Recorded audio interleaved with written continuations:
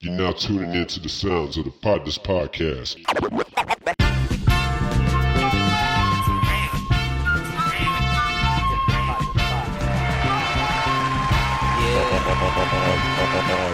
Ladies and gentlemen, welcome to the world's greatest podcast. It's the Potnas podcast season 5, y'all.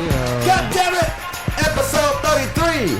Oh, wait, I think it is. Hold up, 32. Shit. Alright, let's go. Let's go. Hey, it's the Potnas podcast and it's the Potnas favorite station. Man, hold on, we off the vacation. I'm got my tequila, call it all nation. Hey, pass it up to D because he about to have Dracer. Come on! Keep it coming! Keep it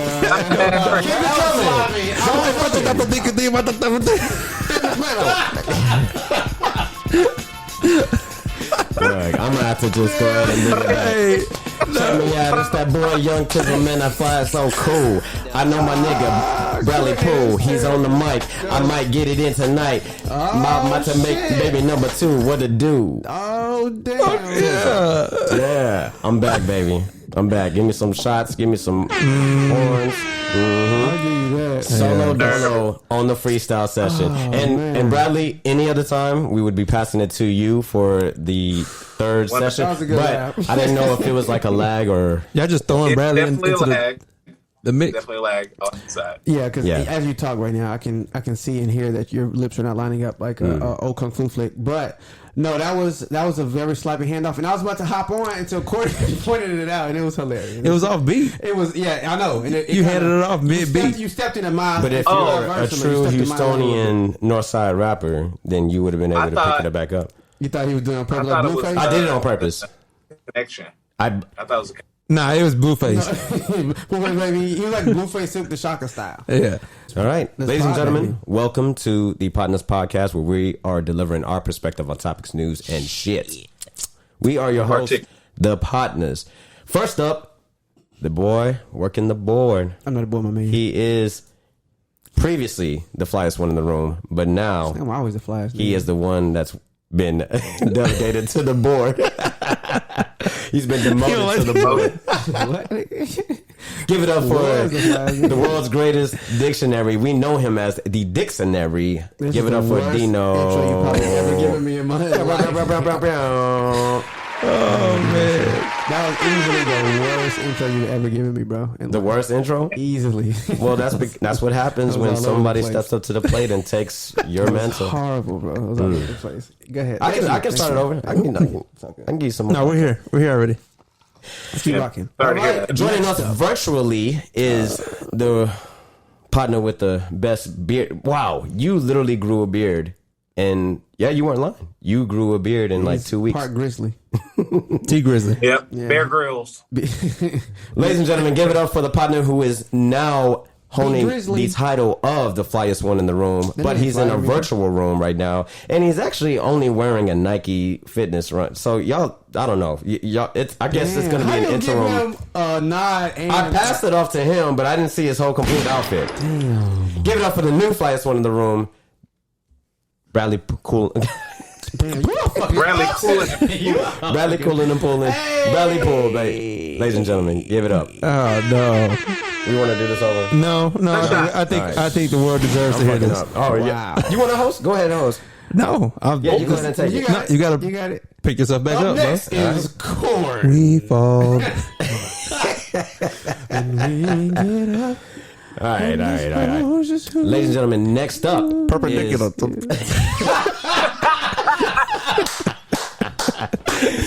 They're talking about my last. From the, in this corner, the sports enthusiast himself. He can make you a piece of change in that real estate market, ladies and gentlemen. Give it up for Courtney Javon Coleman. Hey. Corn Pop Don't Stop. That's what I need. Coach Court. Coach Court. And last but not least. Nah, I don't know if I'm doing all that. You don't deserve it. I'm giving you 2 buttons. Choose wisely. Let's go. What's happening? You ain't never met a friend like me. I am the most explosive partner of them all. Hey, what is going on? Give it up for Tizzle, the live thrizzle. You hear the fingers knocking? I am the navigator of this show. All right. And Interesting intro. yes. I'm sorry, I fucked up the first two. But Courtney, at least Courtney ain't mad because I did a good job on this. Here's a better I'm so sorry, y'all. I'll do better next time. Beautiful twist, by the way. Oh, appreciate it. Yeah. Your hair is looking on Oh, point. I didn't even see your crown. Oh, yeah. That's what it is. That's what I refer to this. Yeah. You're looking at. This is definitely a crown. This Bradley is tight, for sure has the fastest Headache hair growth ever that I've known. He's sponsored by Biotin. Biotin and Okay. Hims. And Hims. Have y'all tried Hims before? Hims. At first I thought Keeps Manscaped and what's that soap? Sasquatch. You sponsored by all folks. What's y'all's Viagra. skincare regimen? Do y'all have one? I was recently talking to I don't. one of my line brothers, and he's on a skincare regimen. Even though he doesn't necessarily need one, but he just believes in hydrating his face and whatnot. So, What's ill Bradley, is how normal that is. do you have a grooming tip with Bradley Poole today? Absolutely. I just want to put y'all on. So apparently, it's summer, and summer in Texas means hell. Yes. And if you do not have a fully robust skincare system, if you do not have an SPF or a moisturizer that has SPF, That's good. Yes. please have one. And not like SPF 15. That's basically lotion. Like give me an 80 or 90, baby. Something. Even if you're black? No, especially because yes, absolutely. I always thought we was good. We're better than most. Yeah. We're most equipped to absorb. Actually, D. so science would say that we actually absorb the most sunlight because how the world works. Like, you know how a black t-shirt is hot as hell? Yeah, we The do. darker you are, the more sunlight you're absorbing. So actually, we need sunscreen the most. So, But melanin also protects you from sun rays inherently. eh. I don't know what to go with. I mean, the that sun shit changes every year. Powers us, bro. I'm not gonna front, and that's not unlike no sun. All right. This is a special week for one particular reason. Dino is currently on standby. Even though he is here with us right now, ladies and gentlemen, he is on standby because young Drayson, Any minute, any second now. Dixon Yeah, I don't know. is like his arrival is upon us. So He need to hurry up, bro. We start off on y'all the were last one. he was scheduled to be here today, right? Well, no, his due Or date yesterday. Sorry. Jen's due date was yesterday On the 15th. actually. Yeah, And it then was now we are He's, on. The, I think he got too comfortable in there. One of y'all said that earlier. I think he just. Yeah, I he think got a couch in there and He everything. not chilling. You know, we taking good care of him. You watching the game? Literally. So he gonna be like 10 pounds?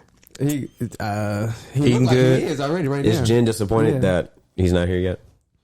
I mean, yeah, but at the same time, it's like, Yeah. what's the rush? We were kind of like that too. Like, She's a planner, so she's like, okay, I want him. Well, and I tell you also the big reason is because Monday. So if he doesn't come anytime before, then he'll be here Monday. She'll like to be induced or something like that on Monday.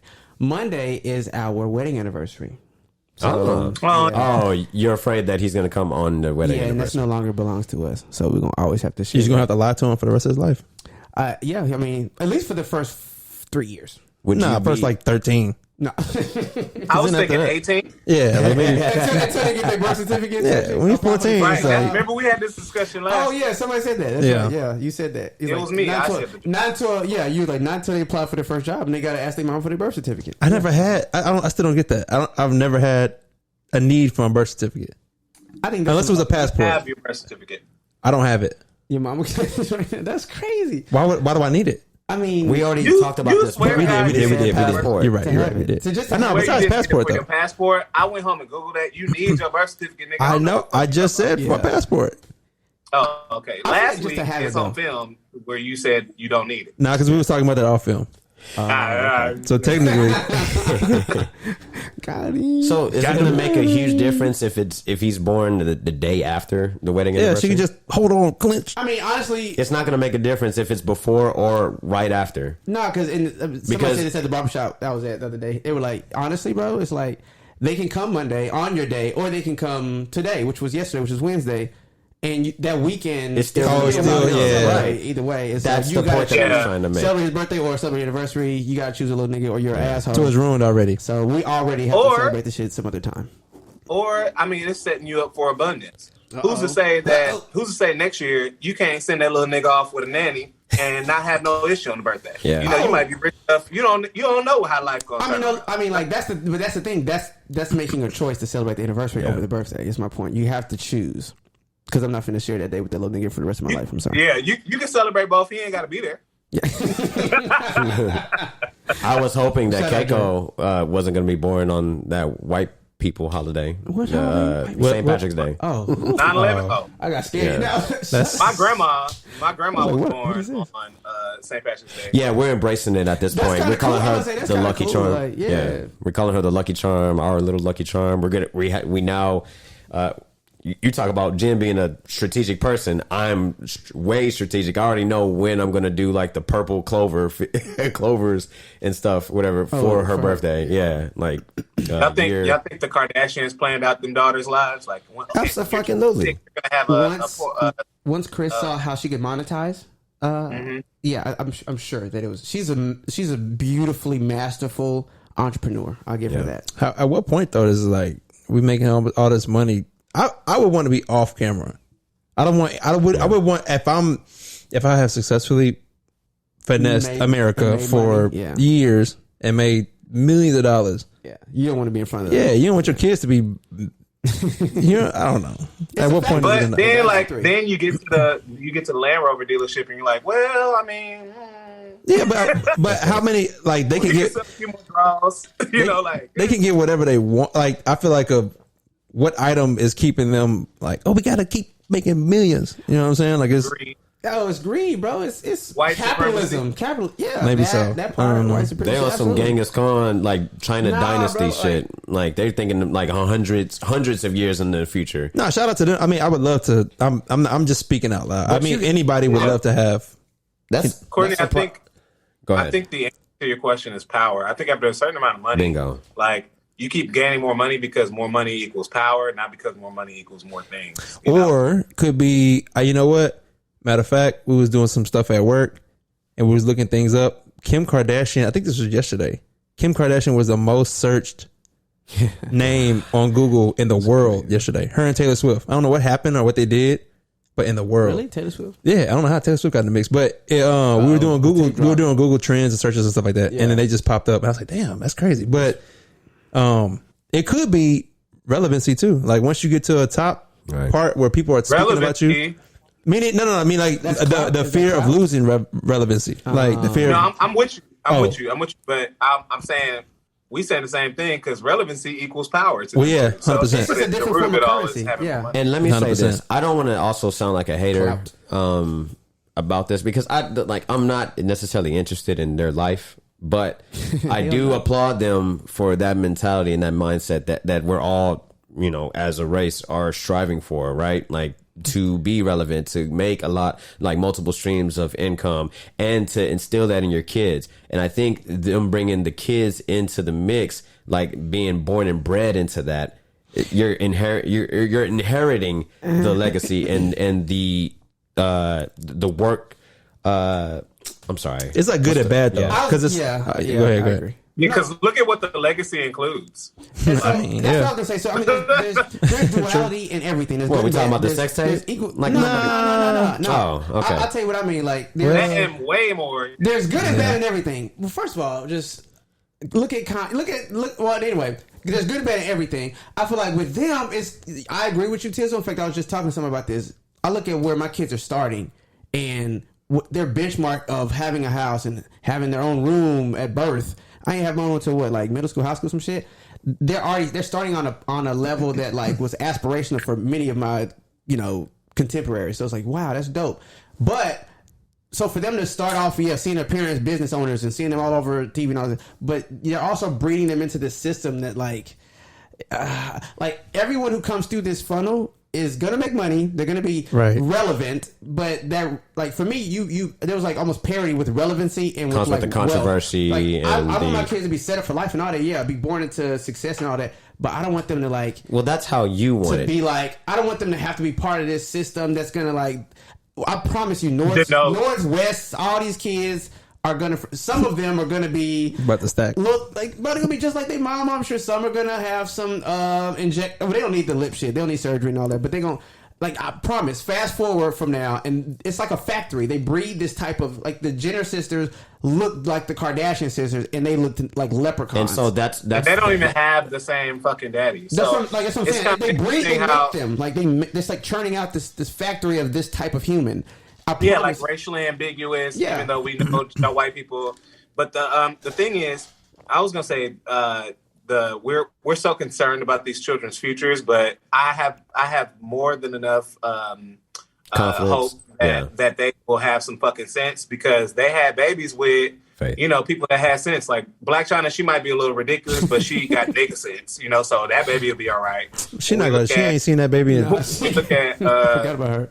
Look at Tristan Thompson, baby. She might grow up to be a cheater like him, but other than that, she got nigger sense, So maybe they're trying to have these nigger babies for the nigger sense and keep them out of this. But also, I wanted to say, oh my goodness, I just had a theory. It's terrible. It's I also want to say, if you look at history of celebrityism and family, like big families and stuff, chances are not all of them hoes gonna be not hoes. Oh, I'm terrible. I know. No, you still went off the cliff. It's hard. All those children. Them. Yes. All the children will be. It's chances are it's only gonna be one or two of them that are gonna have notoriety anyway. Like if you look at the Jacksons, all we know about is Janet and Michael. Really, like Latoya. Don't nobody take her seriously. But you know about her. All the rest of The notoriety comes with the territory of being part of this family. So. Hyper fame. Yeah. But being infamous and like that's just one aspect that's on the con side, the negative side, right? That's big. You can't escape that. It can be, right? But does it really fucking matter when you're making billions of fucking dollars and there's multiple people? Latoya Jackson. Latoya, what? No, Bradley's frozen. He's frozen. I disagree. Oh, no, okay. I said Latoya Jackson is broke. Yeah, she is. But she has fame. So, wait, broke? You don't always equal. Who's broke? But look at the Jenners, though. Like Kylie and what's the other one's name? Kylie and Kendall. I almost said Keiko. Yeah, please don't. Kylie and Kendall. Yeah, but Kylie and Kendall, like it wasn't Kendall or Kylie. One of them, were named as the 2019 first. It was way back in 2019. What was this? I think Kylie was. Deemed the youngest billionaire, self-made billionaire. And it turned out that was false. Regardless, right? Like, if they're bringing up that rumor, or if it's a rumor, right? It's pretty damn near close to the truth, right? She's making massive amounts of money at the young.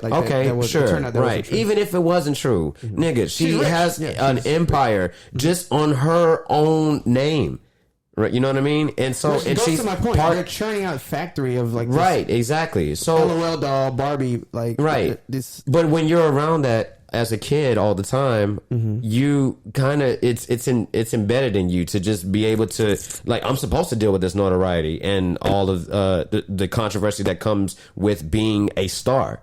But the good part about it is that my mother and my aunties and my uncles and my grandmother Kris Jenner, not necessarily, not the sex tape, but they're just building a factory of entrepreneurship. I mean, you can look at billions of people follow them and are using them as a vessel, or not a vessel, but like as a blueprint to get to where they want to be. But why are they famous? Why are all those girls? Why do people give a damn about the Kardashians? Social, their life, their bodies. But look at this though, D. Like, what about the opposite of that? If they were ugly, no. But look, what about the opposite, right? Actually. So, like, what about What about the Kylie before the surgery? That's what I said. Hold up. Time out. Let Courtney talk, what about the families that are having kids, and the families ain't shit, and the kids grow up to not be shit, and then they have their kids, and them kids ain't shit. Yeah. It's the same thing. It's just on the flip side. You got a wealthy person that although it like we all get it, like it comes with like whatever it comes with, but it's almost like a pick and choose. Like TMZ is gonna pull up to anything north whatever the kid's name is does, right? Famous for life. She could technically she could monetize. She could make a YouTube channel right now and probably make more money than all of us combined. Facts. You know what I'm saying? Like, I would love for my kids to have the opportunity to do that. I get it, but I would also love to not have kids who have no kind of trajectory of being like anything. On the flip side, you know what I'm saying? You see, and I guess that's I wasn't saying. Is it nothing? Yes. Well, he means nothing. He means. I I think he means nothing within that capacity. Not like I'm talking about like successful without the fame and the notoriety. I wasn't ignoring the middle ground where like I feel like I fit right here in the middle. That's the thing. But like I'm talking about two extremes. My kid can be like, I'm talking about two extremes or like pieces of shit. Nah, that's what I'm saying. I'm saying that although there's people like them on this side, there are people like that on that side. We don't talk about these people because it's like whatever. Let them do what they do. I just want to be known. Like I wasn't saying that the Kardashian Jenner Here he machine, goes trying to clean up. No. Run it back. I didn't say like what they're doing is inherently evil. I'm just saying we didn't say that either. You were talking about them with such no, we're not. That's great. But I was like celebrating the celebrity so much. In fact, you equated like wealth with relevancy is the word you use. I don't need to be relevant. Like I'd rather be wealthy and irrelevant. I want to be out the way personally. And so like there's like this. I think we all agree with that. Yeah, I mean, with like us, we talking about like us, right? But you're trying to bring it to like, also said. Trying to bring it to. I said two things. I said I don't really like care about them or revere them like that. What I was spitting was the facts, and I also said. Like when you were making your point, you were trying to tie it. Like I don't agree with like how they like. I don't like the way that they carry their lifestyle and stuff. Whatever. Like I'd rather if I'm paraphrasing, but you were kind of like alluding to. You know what? Fuck it. I'm done. So let's. I just want to say that I don't. Or actually, I want to be completely honest. Say that I don't know which one I want, but I know that with notoriety, there typically comes some money. Mm-hmm. So. I think that when I die, I want to be known for what I did and not how much money I had. So I would much rather take fame over money. Interesting. Okay. You said you'll take fame over money now? Yeah. Really? Did you say that before when we last season when we had that? I might have. I think you said money. I think you definitely said money. Hey, that was yesterday. Today he said he take fame over money. And that's the point that I just want to... There's nothing wrong with changing yesterday's price. Blueprint. Just went up. That's not relevant to what we're talking about. I just wanted to say it. I see. That's all good. My bad. I mean, I want both. Out of context. And I have a feeling that they're not like a zero sum. This is not a zero sum. No, absolutely. Thing. Yeah. We might have to do a part 2 of that. Yeah, I'd rather be like financially okay and famous than super rich and $0. Yeah. At least I feel like I'm working for something. Like when you have that much money, it's easy. Let's circle back to that. How about we do that? We'll circle back to this later on, either later on in the episode, or we'll come back to this later on in the season because that's a very interesting topic. And I know perspectives have changed. If you recall, my perspective was more so on the fame. It was originally on the fame side, and then I switched over to money. And I have a beautiful description and explanation as to why that is the case now on my behalf. Uh-oh. And I would love to hear Courtney's input because he wasn't on that particular episode. So yeah, we'll circle back to that. Yeah, I think that's gonna be right? Yeah, it is. So me. Who knows? That was a lot of time on the Kardashians, but I think that there were some formidable points made because we were talking about children and wealth and future. Them niggas are everywhere. It's ridiculous. I'm tired of them. Kids? Virus. They done took over the mind. Like, we're talking about why are we I don't blame them. I blame us. We were literally it's because we go on these tangents and then we get these ideas and then we follow each other. Find a way into life. We follow each other into these rabbit holes that we talk about. Like a virus. But that's why we have a podcast. We're just giving perspectives on topics, news, and Kardashian. Bingo. and speaking of the show, Potnas, perspective on topics, news, and shit. We wanted to let everybody know that video episodes are out every Thursday on our YouTube channel. You can get there if you're navigating from the Instagram. Just click the link in our bio. I don't know why we have to constantly remind people of clicking links in bio, but we're going to remind you all once again, click the link in the bio because I had a lot of people reaching out to. No, not salt, but like it's just crazy how you have to walk people through it. Like one of our very close friends reached out. It was like, when y'all gonna come out with more visual content like full length videos? And I'm like, nigga, you have been reposting our shit for the past 5 seasons, that you're talking to them at this point, and you are just now not realizing that we have full length videos. So ladies and gentlemen, they're not gonna listen no more. I know, right? I was like, you just made it clear who that. No, he gonna listen because we're gonna call him later on in the show. Oh, okay. So, you know who you are, whoever you are. You know who you are. But no, like he was one of many people that reached out today, particular when the reel came out, and yeah. Anyways, long story short, video episodes, beautiful faces. Our audio comes out every Monday, and our video visual episodes, full length, come out on Thursday on our YouTube channel, okay? So the video content is only available on our YouTube, but our audio is available everywhere, all right? So make sure that if you subscribe to us, if you're listening right now, subscribe, hit that subscription button on whatever platform you're listening to us so that you will be able to get the exclusive content and know exactly when we drop, okay?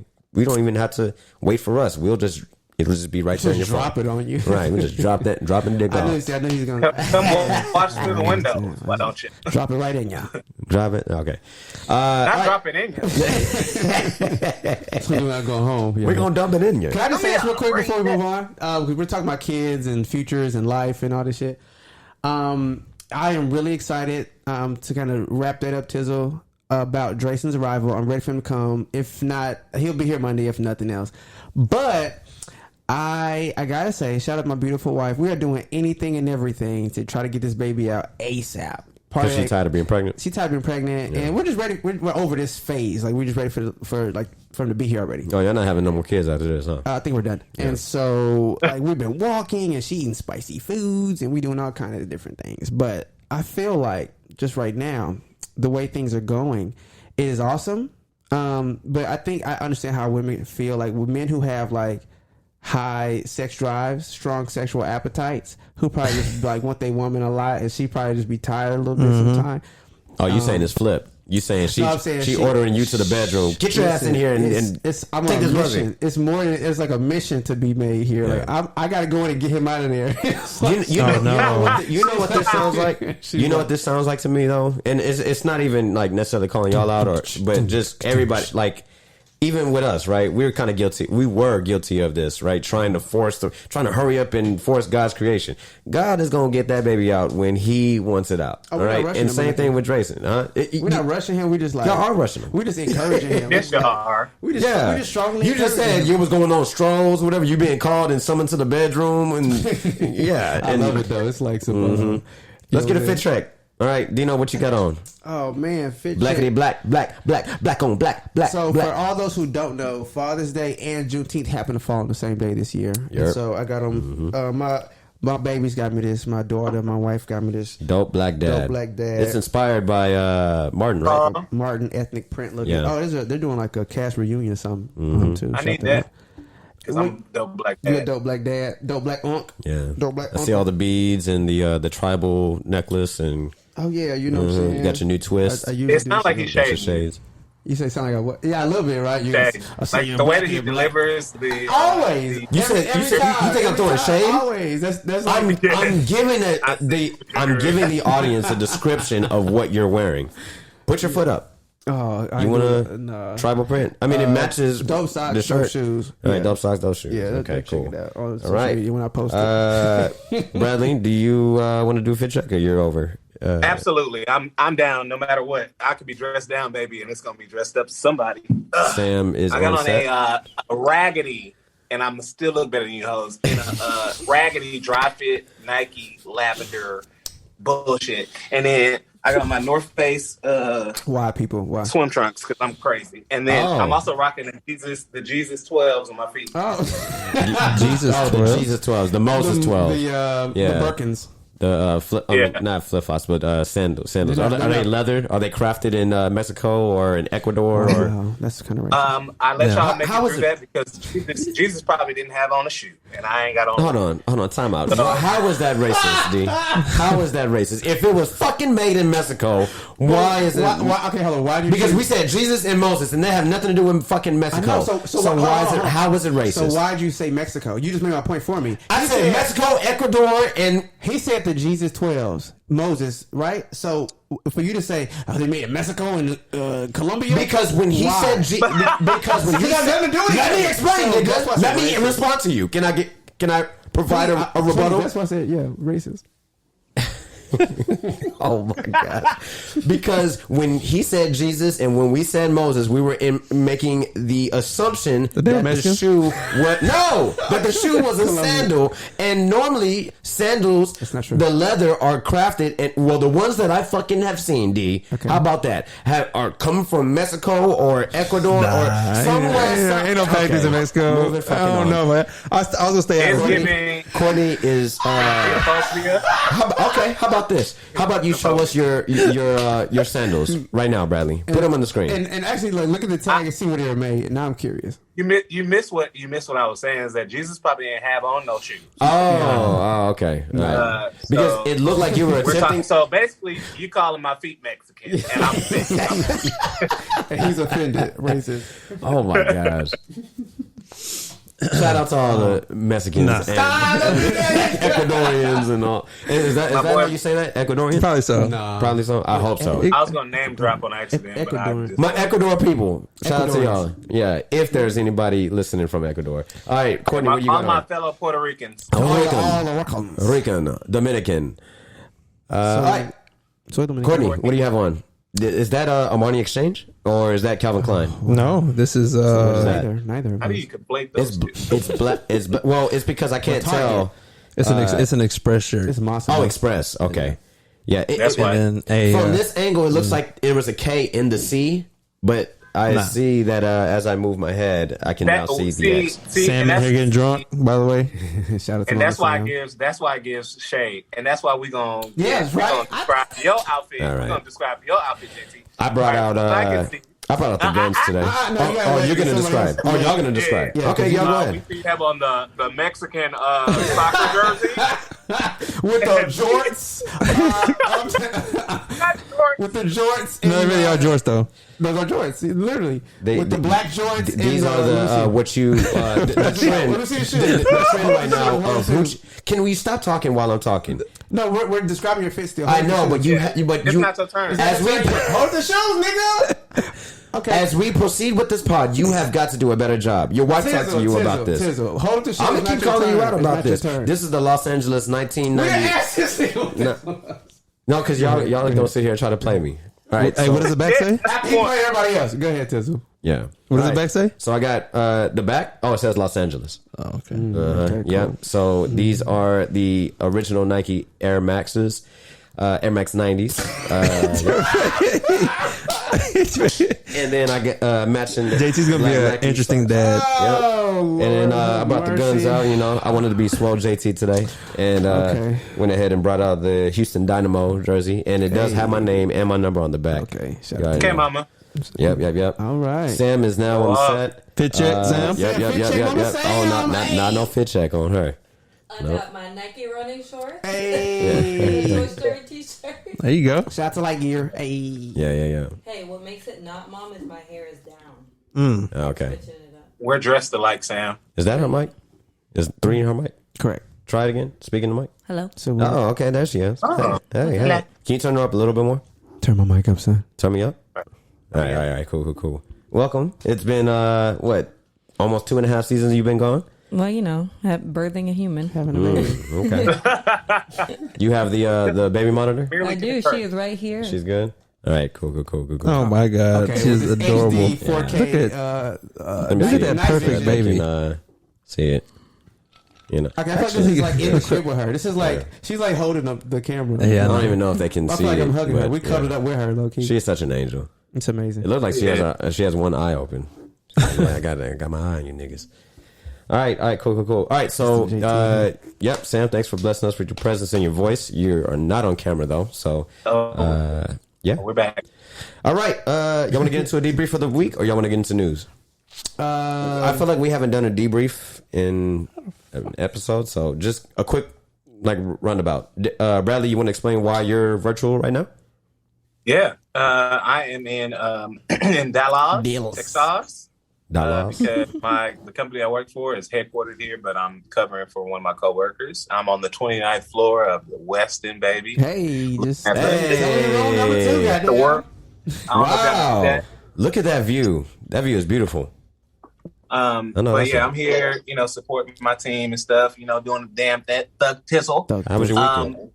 How was your week weekend? was my weekend was dope. I got to spend some quality time with myself and some people that I'm enjoying currently. Sweet. I know that's that sounds real kind of vague, a little bit, kind of. That's all you got? You didn't take a look afterwards. That kills me. That's all you got? Yep, that's all I got. All right, cool. That's the highlight of your life? That's all. I'm just kidding. Courtney, Just kidding. Courtney, how was your weekend? And are you checking the score? No, that's what I meant to do. I got ADHD. All right, we'll check the score after you give your description. Okay. Or your debrief. So 82 to 70. 82 to 70? Okay. What Y'all happened still last up? weekend? Bradley got his iron board out. You guys what? You got an ironer. Are you ironing right now? Or are you... No, not at all. Okay. Is he? Okay. Not ironing. I'm not Okay. ironing. Yeah, No, we're just going to let him do what he's doing in his, in his hotel room.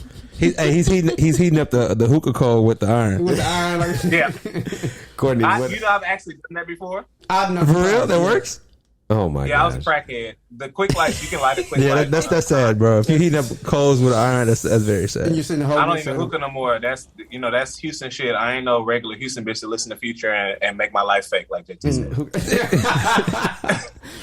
Shout out to the fake. Don't bring that up because that has been cut from the episode. Courtney, bring...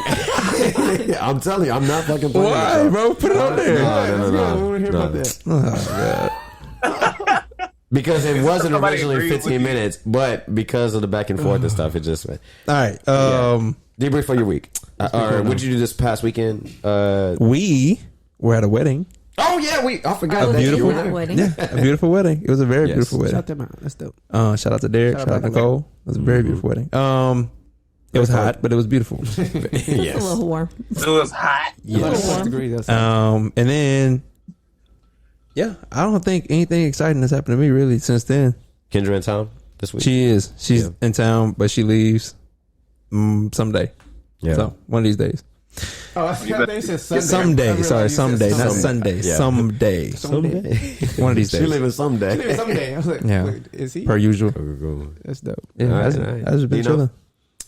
Shit, man. I'm just like we've said. On standby. I'm on standby, baby. I'm just waiting. Yeah. I'm playing the waiting game. Diggity dig. How's the business going?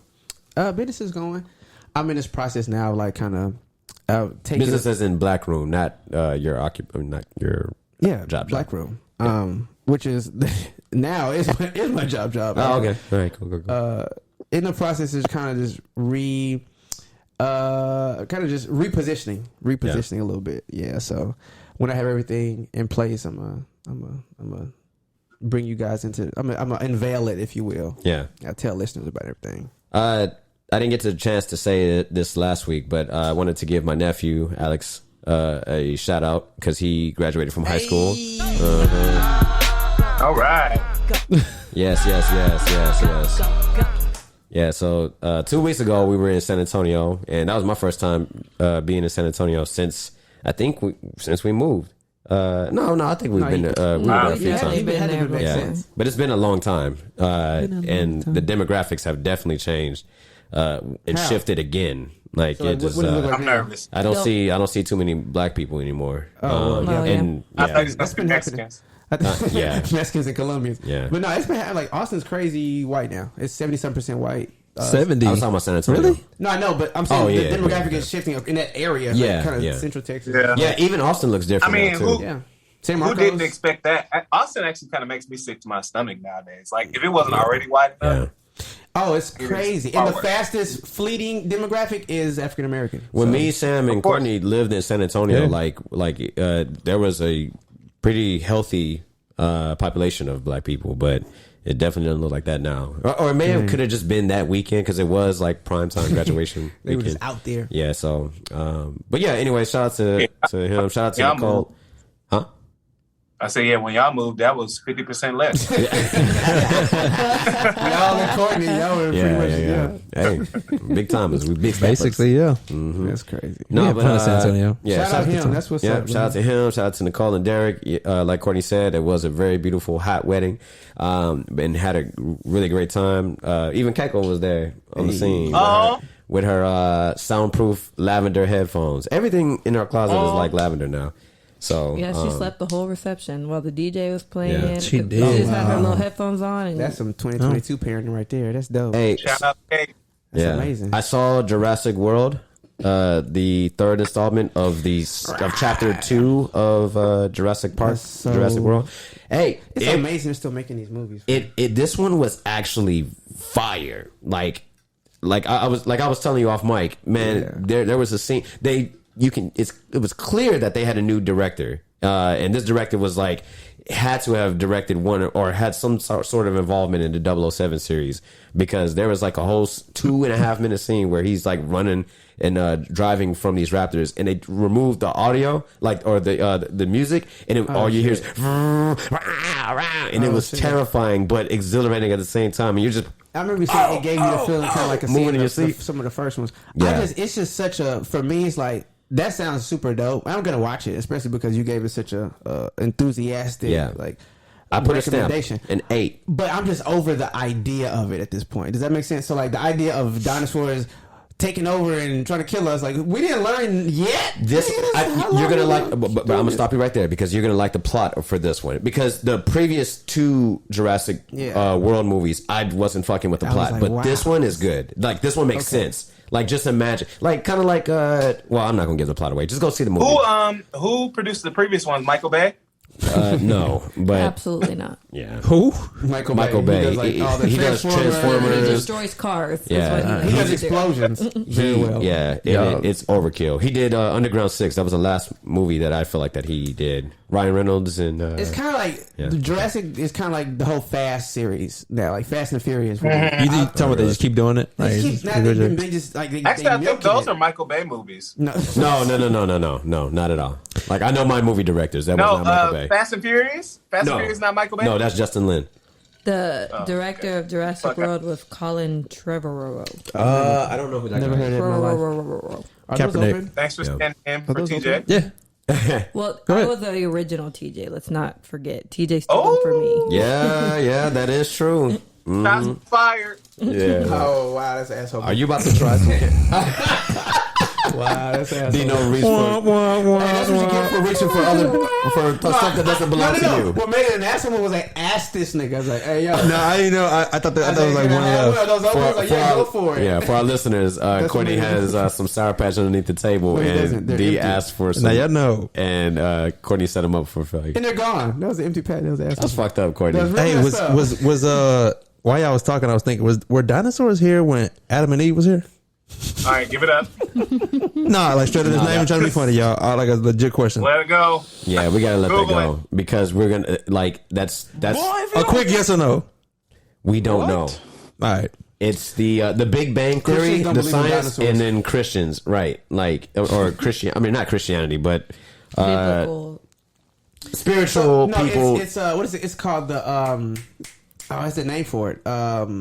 Like that whole theory of Pangea. like how the that's world can. when it's, the world was all one. I can't think of. Wait, what? in the beginning, we're not going to go there. It's basically what we're trying to Pangea tell was you. when all the continents were joined together before they divided out. It was all the massive land was referenced as Pangea. correct. And Courtney, but that's Courtney, before. That's before when God was like in the beginning, Adam and Eve, right? Courtney.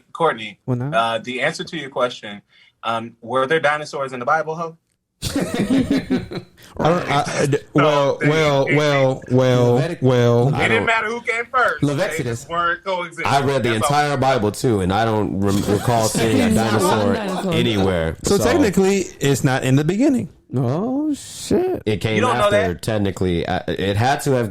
If we're gonna fuse the two worlds of science and faith, I'm messing with hold you. on, no, because you opened up the fucking can. So Open up the floodgates. I hadn't did my research. I was thinking about it when y'all was saying that. I forgot about the whole theory. I was just honestly thinking like we had giants and stuff back then, so I thought we was cool with that. Like we weren't like threatened because it was like we had big people, so it was like what you gonna do? But imagine if there were giant humans and they were walking in. Huh? We had that's in the Bible. Yeah, there are giants in the Bible. They were giants. All right, let's get into news. All right. It was for real, like serious. I don't recall reading. No, it's not even like a joke. It really was. I know. You've heard of the story of David. He killed a guy with a slingshot. Yeah. Killed that nigga in the my apologies. Not a slingshot. I'll go back and do my research on that. My head, but yeah. So technically, Jurassic Park is. Don't say it's biblical. No. I'm saying it's BS because it's like we not running from we weren't even here. I think there's two worlds. Jurassic Park. Are you saying it could be like humans? Alive. Yeah, it's about dinosaurs like resurrecting. Like no, but I'm saying I've seen movies where they have movies of people running and like Godzilla. Yeah. Well, I guess that's not a good one, but. Yeah. Well, but I get what you're saying. Just keep going. Keep going. Well, that's practically the plot of number 3. That's what I'm saying. Now we have to try to coexist, but they're coexisting way too hard. like the pterodactyls are creating a nest on the Empire State Building at the top. Oh yeah. Right, and they're like, don't give it away. Don't give it away. Yeah. So I have no interest in seeing this movie whatsoever. No, it's like Fast 7 or whatever. There. Cue the news music, please. Yeah. All right. Are we only on news? In fact, I say we skip news and let's go into the No. Just play the news. We're gonna speed through it. No, it's not. Just speed. We're gonna speed through it. Just trust me. All right. And I'm back. Just no cut. You were gone. Yeah, he just dipped and then he just came back. He had to go iron. I didn't dip. The internet dipped apparently. Damn, he had to go iron his coals. And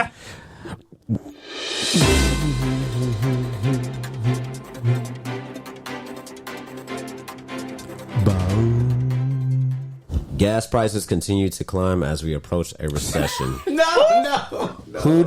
My question to you all is, who does a recession hurt the most? Does it hurt entrepreneurs? Does it hurt a particular ethnic group? Does it hurt everybody? And let's try to avoid that last statement about hurting everybody. We don't want this to be too generic, but just play with it a little bit, Like, I saw a post that was speaking specifically to entrepreneurs and saying like how inflation and recession is detrimental to entrepreneurs. And I wanted to kind of pass it off to you two gentlemen, Dino and Courtney, since y'all are on the entrepreneurial front. Any input, any suggestions or comment? I guess because shit. Well, y'all know we've been nesting. Hell, I've been in the house, but it's like, are we? So, economically speaking, we're not in a recession yet, right? Like I know, not yet. We're not, damn near shit. Yeah. No, shit's down. But I consider us in one right now, but it's bad. Yeah. So, I mean, I think it's easily avoid that, but it is. It affects me as much as it affects my neighbor. I would imagine gas prices being at an all-time high. Cost of living is all-time high because of inflation. I mean, I think it sucks all around. Even basic shit, bro. Like if you everybody stop and take a look at how much it costs to live for things that we probably took for granted. Like if you have, all of us probably have access to more than 3 streaming services. Add that shit up. Add up how much you spend on delivery charge and all this shit, bro. It's like, to live is actually ridiculous right now. Take your hand off the mic. Getting a little feedback from it. Yeah. It's ridiculous. Like cost of living is it sucks. Courtney? When the last time y'all been in an Uber? Are they more expensive? When I was in DC. A few weeks ago.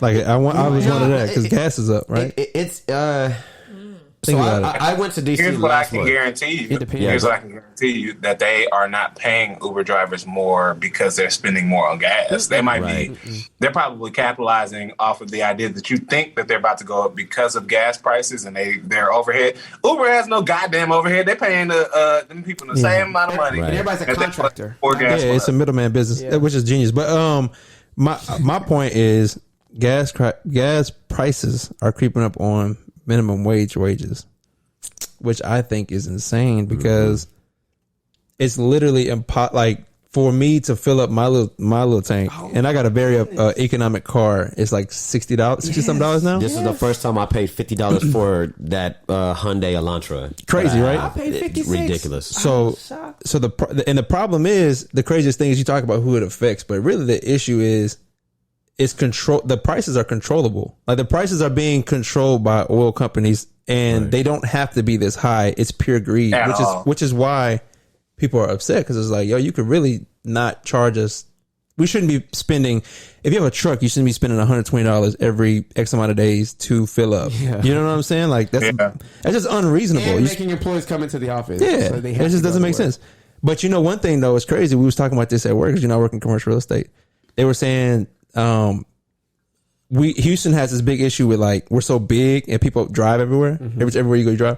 We're like the fourth biggest city, but nobody uses public transit. Yeah, public transport at all. What's crazy though is that people still refuse to get on like a bus. Yeah, you know what I'm saying? Like, it's a stigma that still Houston can't.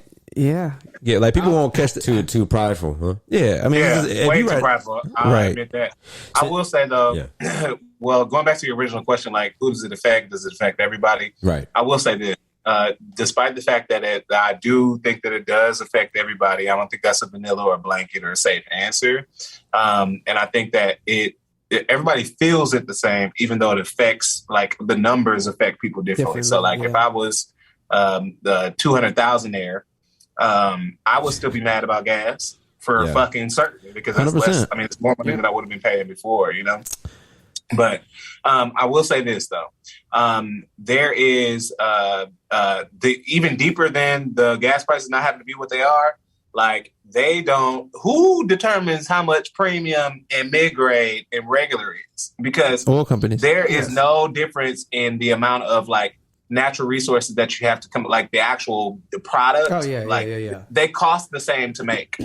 Facts. So what the fuck? The industry premium, like he said, my vehicle takes premium gas. It's the oil and gas companies. They control it. They completely control everything. Yeah. Premium is $5.29 a gallon. Oh my god. That's in Houston. You talking Houston prices? Yeah. Could you imagine, like, LA is probably I'm straight. That like, is crazy. Yeah, the median price I think is priced at $460 or $469, I believe, or $473. I was thinking about just letting my car break down and put regular. Hey, and that's for unleaded too. And you know what it is? Like, all this stuff works hand in hand. Logistically, it costs more to transport food, goods, everything. The price of everything is actually rent has gone up. And in response to that, the government has increased interest rates. So that means to prevent a recession or try to slow what's going on, you're paying higher interest on your savings holdings, pretty much everything. And the points have gone up. So it's an all around shit show. If you want to be honest, it's hard to say without being generic and be like, everybody get affected. Everybody literally is getting affected. Like, it's like from anything you touch right now, it's like more expensive. To bring it back where you started was like, all this is happening, like I said, just for us, right? It affects us. It affects everything has gone up, and like you started off with, and minimum wage is still the same, bro. Yeah, crazy. Still the exact same. Bro, my tank is on E right now. When I leave here, I gotta put 60 in my... Speaking of real estate and some of the points that you made, right? So I have some statistics and data right here. So layoffs hit real estate really hard. Companies such as Compass and Redfin said that they were cutting 10% and 8% of their workforces, respectively. And mortgage rates have spiked to 6.28 as of yesterday. You got it, yeah. And this is up from 5.5% just a week ago. Yeah. So, and it's funny that right before the recording, you were on the phone with one of your friends who was looking to buy a house, and she hit you up asking you, hey, is this a good deal? Am I getting scammed right now? Like the interest rate is like 5.6. Damn. And in my opinion, I was like, damn. But just a year ago, D, like when we were making the house on this, making the deal on this house, I got my interest rate to a 2.5, right? That's crazy. Now, That's of course, like, you know, you have like the whole military background to help bring that interest rate low. However, right, I was able to negotiate that just a year ago, and then now it's literally doubled from that time. JT, it is. You're absolutely right. So my mother's in the process of doing a VA loan right now on home. And that is like, so on top of the fact that actual prices of these homes that are the exact same as they were last year going up, the interest rates, they are literally double. Like I've never seen, there was a time we had to switch lenders, and actually the rates did go down by like 0.2 points or something like that over like from month to month, but like 4 or something, bro. Yeah. And you can't even protect your own government. You know, people who serve their time, you know, they put their life on the line. Y'all can't even figure out how to make this shit cheap for people. And it's a very aggressive market right now in real estate. I see so many of our friends that are like trying to buy multiple pieces of property, including Courtney, right? And trying to have renters in them. They're not even selling the properties. They're just they're trying to put renters in because they're making it worse. I think it's like a record high, right? I think it's a record high of how much you can charge rent right now. The median is like at $2,000, and that's in Houston. Yeah. That's because people can't afford to buy, so they rent. But you have to rent. But if they can't afford to buy, right? So put the rent to $2,000. Now they can't even afford to rent. So now, well, it's either the thing is there's a necessity, right? The necessity is you gotta live. You gotta live somewhere. So buying, there's a you can either do it or you can't. Yeah. You know what I'm saying? You either got the down payment or you either got the whatever, or you don't. Yeah, renting is like you got to pay this money regardless. Like if you don't want to pay my $1,300 or $1,500 or whatever it is, go find. I dare you to go find somewhere cheaper. Go find some $850. Yeah, which you're not gonna find. So that means Courtney, that don't mean. Wait a minute. No, I'm not making it right. I'm saying that's the thought process. Like I'm not saying it's okay. Actually, no, that's not. But see, that's not how the world's supposed to work. No, I know that. I agree with that. I agree with that. In a market in capitalism where we don't have control over prices of things, right? Yeah. This isn't fucking communism. Facts. The idea is that it leans on the earnesty of the seller, right?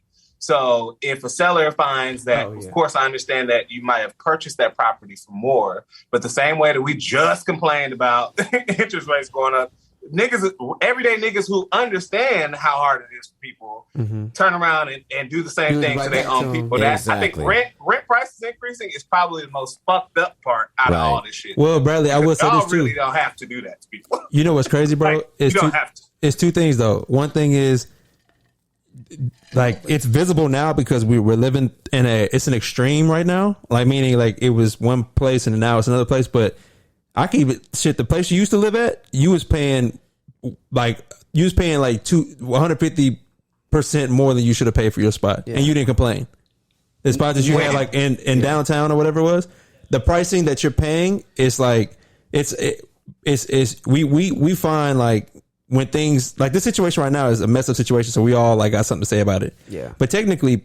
Everyone who's renting, even last year, even before this whole thing, was paying more than they were supposed to be paying anyway. But that's how it works. That's what I'm saying. Yeah, so it's not. This ain't foreign. You think I'm magically mad? Right. No, I'm just saying.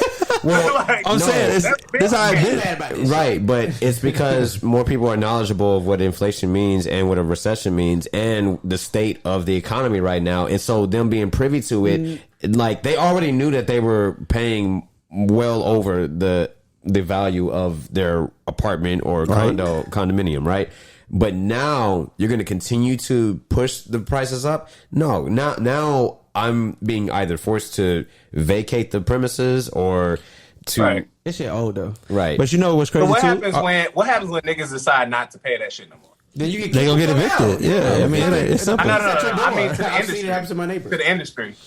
What do you mean the industry? He's saying that if people band together and just ain't nobody banding. Listen, bro, Houston is the second fastest growing city in the United States right now. Yes, and on top of that, y'all know something crazy too.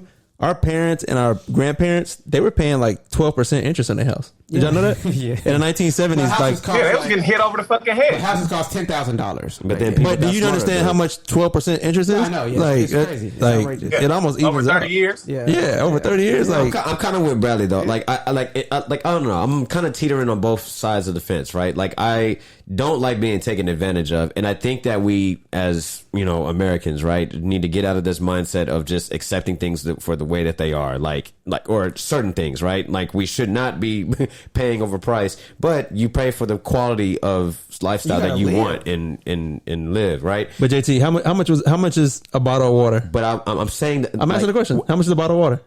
One We bottle. shouldn't be paying for water. I answer the question. How much is a bottle of water? Answer the question. It depends Is on it where you're different buying it brand? from. Home Depot. You buying a bottle of water? How much is it? It's going to be like $2.69 Hey, $2.69, right, for one bottle of water, right? Yes. Yeah. How much is a 12-pack at HEB? Great value. at HEB. It's going to be like around the same price or a little. All more, right, then. like It's the $1 more. same thing. There's no difference. Courtney, that was a terrible analogy. That's like you about a can't whole get great apartment value. complex. No, I'm not. But you brought it to that. That's not what I was saying. How is that the same type thing? I'll tell you. The convenience of you wanting water at the time, you're like, okay, I'm thirsty. I'm gonna buy this water, right? You don't think twice because it's like, all right, it's just $2. $2 is $2. It is what it is, right? I paid $3 for. But you don't break it down until wait. Let me finish. You don't break it down. You don't break it down until like the cost of water because you don't care because it's $2 regardless, right? Either I spend 24 pack or one pack.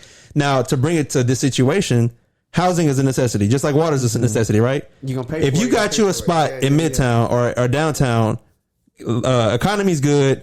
Rent is $1,600. You're like, man, I can pay that. It's fine. It's fine. Yeah, it's I like the space. It's a good area. It's whatever. Cool. I'm gonna pay it. You don't think twice about the fact that you're paying double what they pay. An insane amount of the actual true value of what you should be paying for that spot. Yeah. Now, when you're in a situation where other things are being affected, like your gas prices or this or that, you're angry. You're like, oh, well, this doesn't make sense. So I don't understand why rent is up, but this isn't that. Yeah.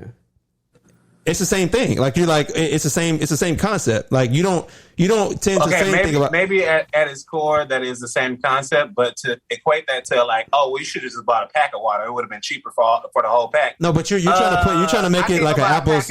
I'm not saying that though. I'm not saying you should. It's obviously you can't correlate them like that. Yeah, you can't. Anybody go buy an apartment like and just, you know what I mean, like so I can control my prices. I'm not saying that. Courtney, you weren't listening to that. What I was trying to tell you was that's literally what I said before you brought up the bottle of water example. I said that I'm on the fence, like back and forth with Bradley's point and what your point was about. Like, I don't believe in us being taken advantage of. However, you pay for the quality of lifestyle that you want, and that's and the convenience and no. of that. I agree. I guess what I was trying to bring home was this where everyone gets work. All I'm saying is I completely agree with y'all. I'm with y'all in this, but I also see this too, like because I'm in real estate. Everyone gets worked up on things like housing prices, but don't get worked up on anything else that they're overpaying for. Is my point. Oh, I do. Yeah. No, but I'm saying like candy, water. I'm part of the people. I am mad. But are you really though? Because we don't really complain about streaming services, everything. Netflix. Oh, I do. Netflix Everything I pay for, I complain about because I he does. No, okay, yeah. Unlike most people, yeah. But most people, let's say most people. That's where I was going with that whole. No, I didn't grow up. There y'all go. Yeah, maybe I'm an outlier, but I drank out the tap until about 10th grade. We didn't start buying water in my house until about 10th grade. Okay. Darian might have had his own. He might not have had his own bedroom, but that might be because he had a sibling that was a male. I just so happened to be the only boy in my family, but you rest the fucking sure my ass was gonna be sharing a room. Well, Bradley, you can change your lifestyle. Like you don't have to be like this luxurious, bougie I don't individual. think I'm living in the lap of luxury. Even when I really purchased my Alexander McQueen shoes. You don't. You're in a Westin hotel. Wow. Good. Who money you think that is? Damn. Who money you think that is? It ain't mine. I'm spending other people's money like Chad. Okay, but okay. So name the last hotel that you stayed in. OPM. On my dime? Yes, on your dime. I can't even tell you. I've been in. You the only can't time tell? I've been in a hotel for the past 6-7 years is somebody else has paid for that. Okay. All right. Well, I can't make that point then. Yeah. All right. Cool. I get flued out. Yeah.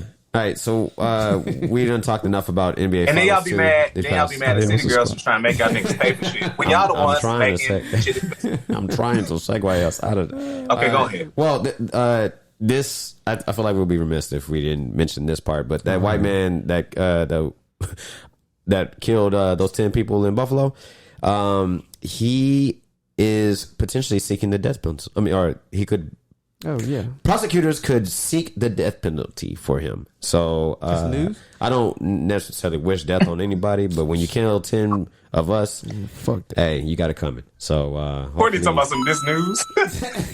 I said that, but yeah. All right.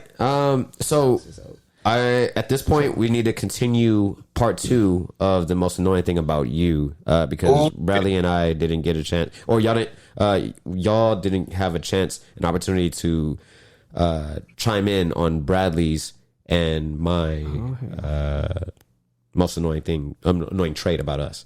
So mine was... Oh, this is great. Sam's here too. Yeah. So mine was it's my way or the highway, and Bradley doesn't know how to take a compliment. So y'all want to start with Bradley first? Nope, we want to start with you. Let's start with JP first. Excellent, because you usually are brutal on the last person. So yeah, we can go with me first. So go ahead. Let it off. So Sam, do you have any thoughts to kick us off? No, or let me say this first of all. Do you agree that is his most annoying trait? Since we have a special guest here who has that perspective. Right. Wow. And y'all have I have a huge disadvantage in my and you can't say anything. By the way, you can't say anything at the very end. At the very end, but don't let her talk. Let us talk. Yeah. You speak your piece at the end. Can I remind both of y'all, because y'all I guarantee y'all didn't listen to the whole episode, the previous episode.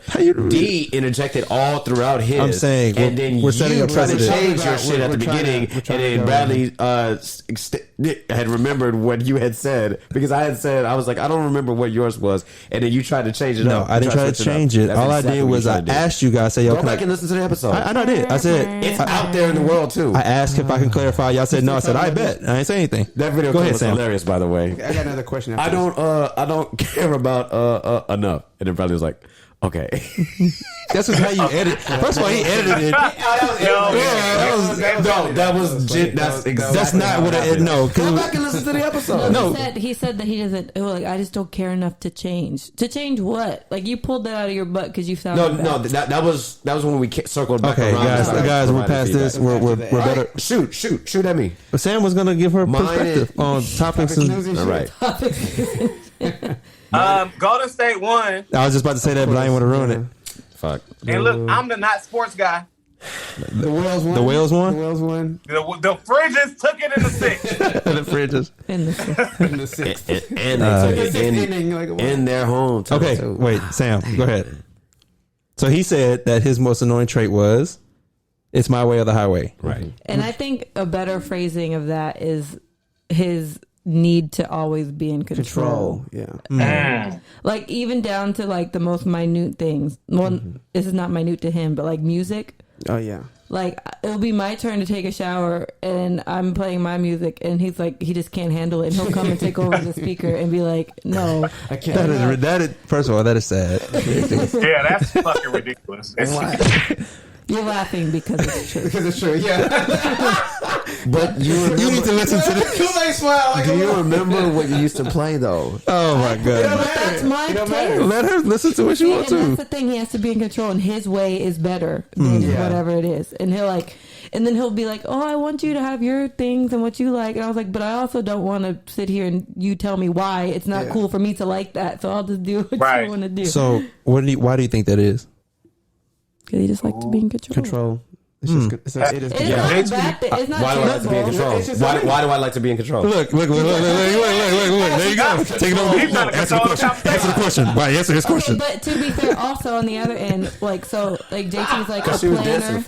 He's a planner, and like he plans everything out there to a T. But if he sits back and lets somebody else do it, it doesn't get done.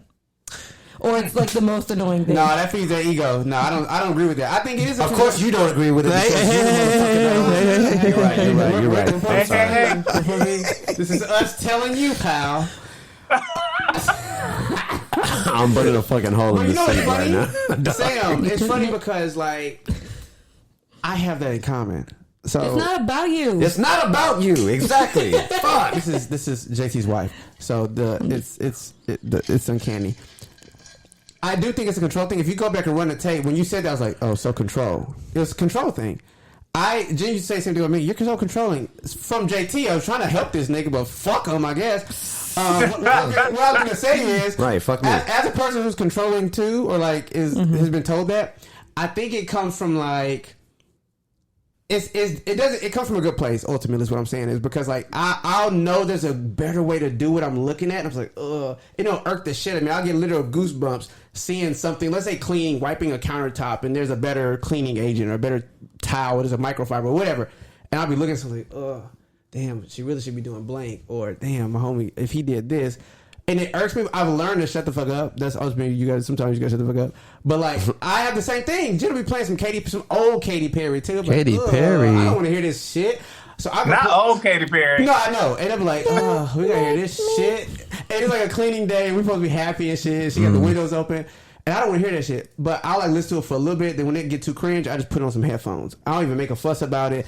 But so like you have to learn ways to cope with it. But I understand where it's coming from. It's just like I think I was gonna say I think that I'm sure that is probably true. So I get without Samantha actually saying that was true. Samantha, right? So now we're moving on to ways that we can remedy this for both parties. I think when it comes to not being able, because I too have been accused of being controlling.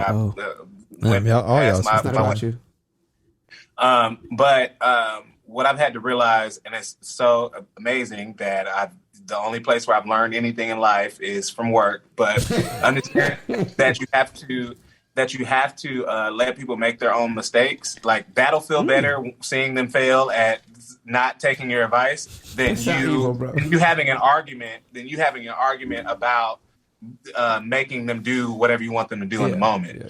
And the thing is, the payoff is greater. It's like delayed gratification because you make those mistakes, and eventually you're gonna see my way if my way is right.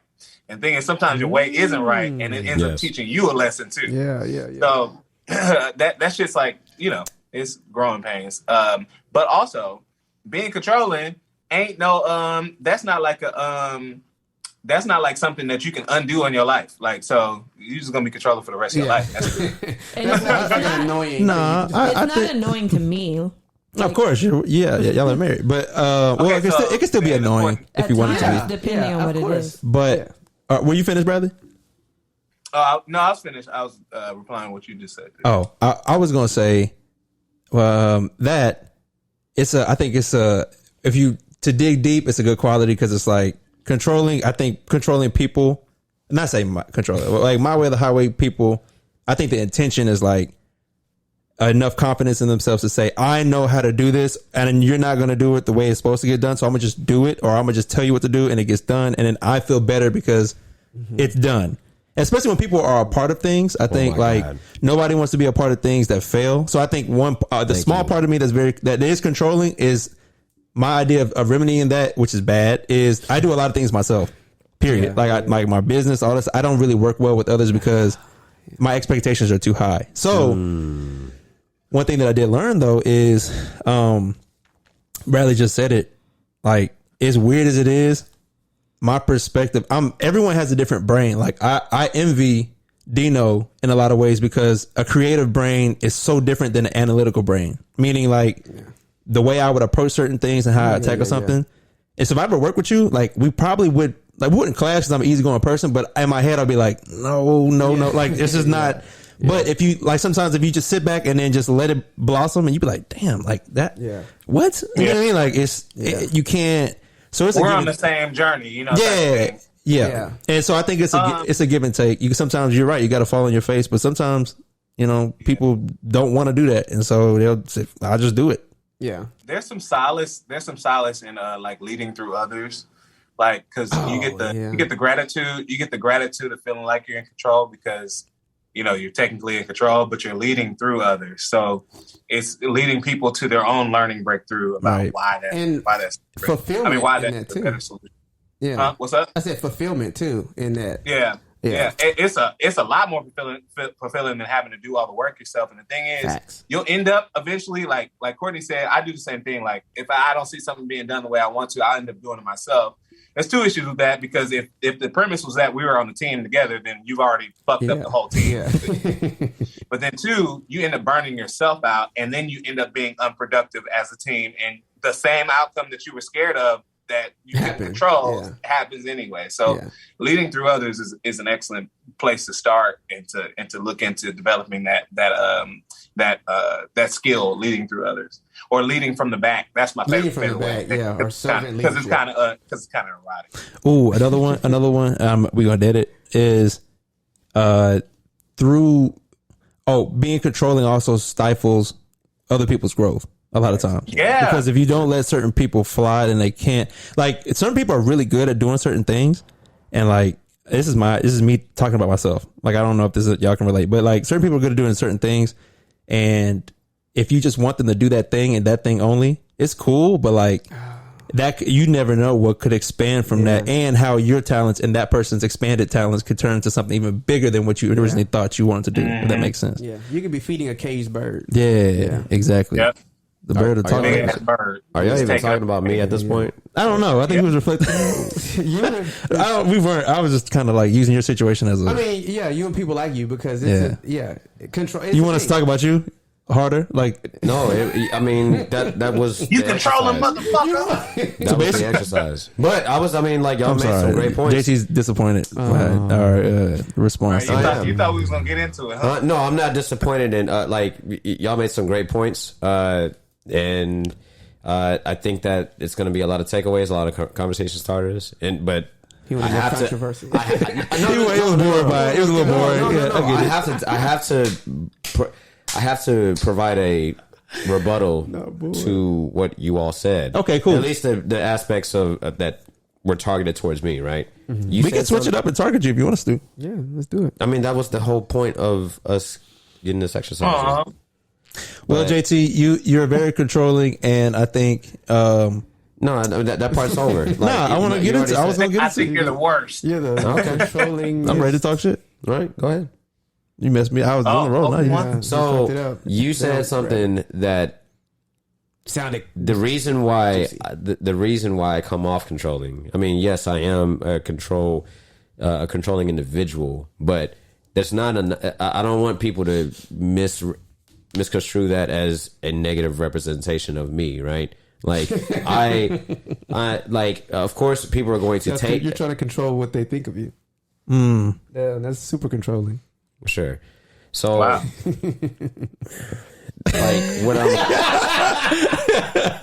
That side. So this podcast, for example, right?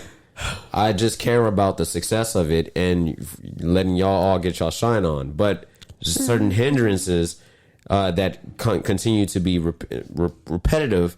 That's where I tried to dead. I tried to dead that and get rid of those hindrances for the sake of the podcast's growth and for the sake of y'all's representation. I mean, y'all's. What does that mean? No, I'm with you, JT. I'm right you. there with you. Thank you. And I have a solution for it. I care for the growth of the podcast and you all as individuals, right? Yes. Because y'all are all on the same ship. Like when we were out off the record, right? Mm-hmm. Bradley had asked me, "What is the point of the podcast?" Because it's really about you, and we're just here in the vehicle with you. But what is your vision for the podcast? And I just want this dialogue, this platform to be available to the masses, because I feel like that we talk about we have a lot of gems flowing left and right, and we're very entertaining intellectual beings.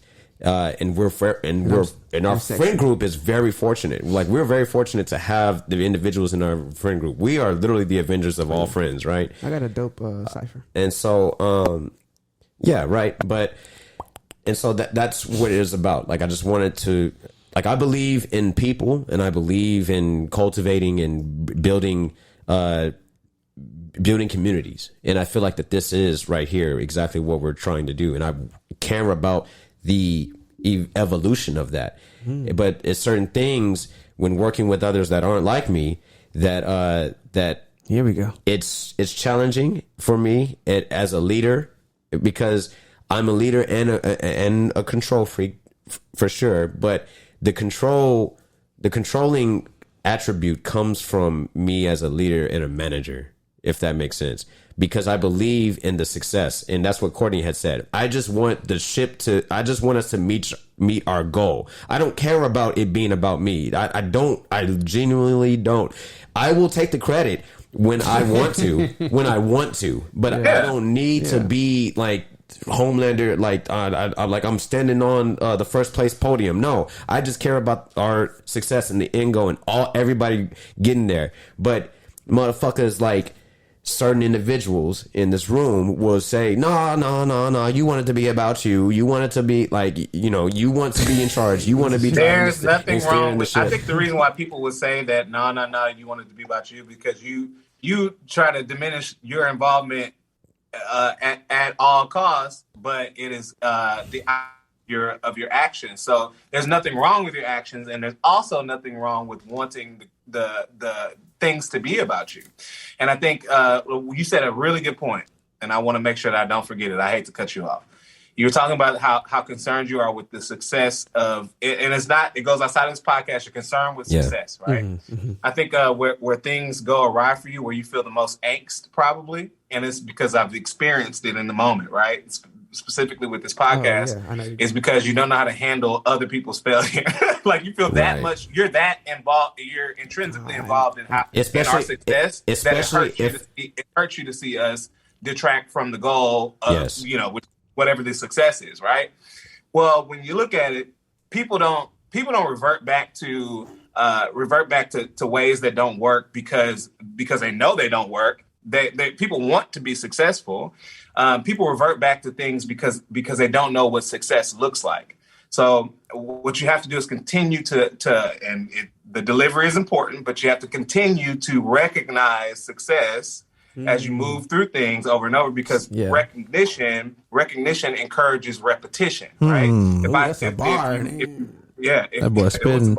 He's using his facilitation skills that he's learned in his career field. So I commend you. So if you look at, I'm using management skills, but this is a management philosophy. So recognition induces repetition, right? If you don't know what success looks like, you go back to what's comfortable for you, right? Because the idea here is that under the guise that we're all working on something, you want to work, right? If I don't know what successful work looks like, I'm going to do what's most comfortable to me. As a manager, watching somebody do the comfortable shit, to you, that might look like I'm sabotaging the shit, right? But that's not it. And the thing is, we and anybody else involved in something that you have that much onus over does not necessarily, they can't realize that you're in on the success, you're in it for the success of others, if you don't take some credibility over when the good stuff happens too. Yeah. So I want you to feel I want you to feel as involved and deserving of being in the center of something, so that when we make mistakes, we understand why you react the way that you do. So I have two concerns with that, right? Like, not with what you said, but like because everything that you said is correct, and it's fruitful, right? But one of 2 points that I want to make is when it comes to me, this is how JT functions, and the anxiety, what gives me anxiety when leading things or whenever I'm involved.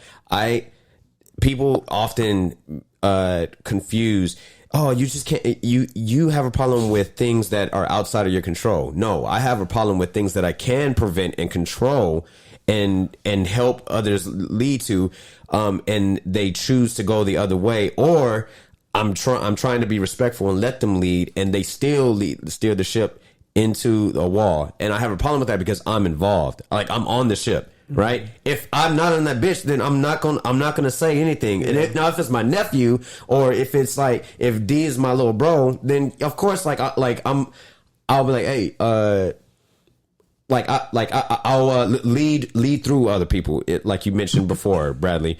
I'll be like, hey, you sure you should be doing things like that? You know what I mean? So that's point one. I have a problem with not controlling me trying to help others out when I'm on the ship with them, and they refuse to do that, and they continue to do things that are going to hinder our performance. Yeah. So that's what I'm saying. I think you think that people refuse to do things, but it's actual genuine mistake. It's a misunderstanding of what success looks like. They refuse to do it when they continue to do what they're doing. Well, they try to do it. Now there's a difference. Failed. Like you said, there is a difference, though. I have another point that I want to make too. It could very possibly be somebody trying to sabotage the ship. But that lessens your argument about wanting the success through others. So if you can believe that you want everybody to be successful, there's no way that you can believe in your mind that when somebody makes a mistake or does something opposite of what you tell them to do, that they don't want to be successful too. Run that back again.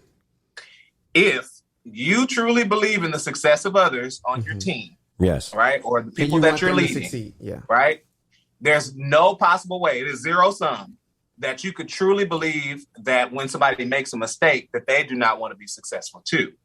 So the other option here is that when somebody does something that is regressive to the success of a team, that they don't want to be successful, that couldn't be true. That just means that they don't know what success looks like, and you have to constantly. But that's an assumption that, like, not now those individuals, and you, based off of your example, you're making the assumption that I believe that they're trying to hinder our progression. They don't. You just said that. Like, if somebody just refuses to do what I tell them, y'all saying the same thing. Like, KT. Y'all saying the same thing. I know we're saying the same thing, but he just says that's what I was saying. That wasn't saying they're not consciously making the decision to hinder our progress. They don't know. That's what he's saying. They don't know, and that's when right, exactly. But I said that it was like when they continue to do the things, that's them through actions causing the hindrance. But I get what Bradley's saying, and yes, we're on the same page. Before you go to your second point, though, I think this actually might, like, in my opinion, this kind of like breaks it down in general, a controlling person, because I think, or like a person who wants to kind of put their hand in something. I think the whole thing is a miscommunication of what. Like, it could be something simple, bro, like the music, right? Mm-hmm. Or just anything in general. It could be whatever. I wish he would have brought up another example. It could be okay. Stuck on that music shit. No, I just missed it once. But look, this is what I'm trying to say. That's why it's a good example. This is what I'm trying to say.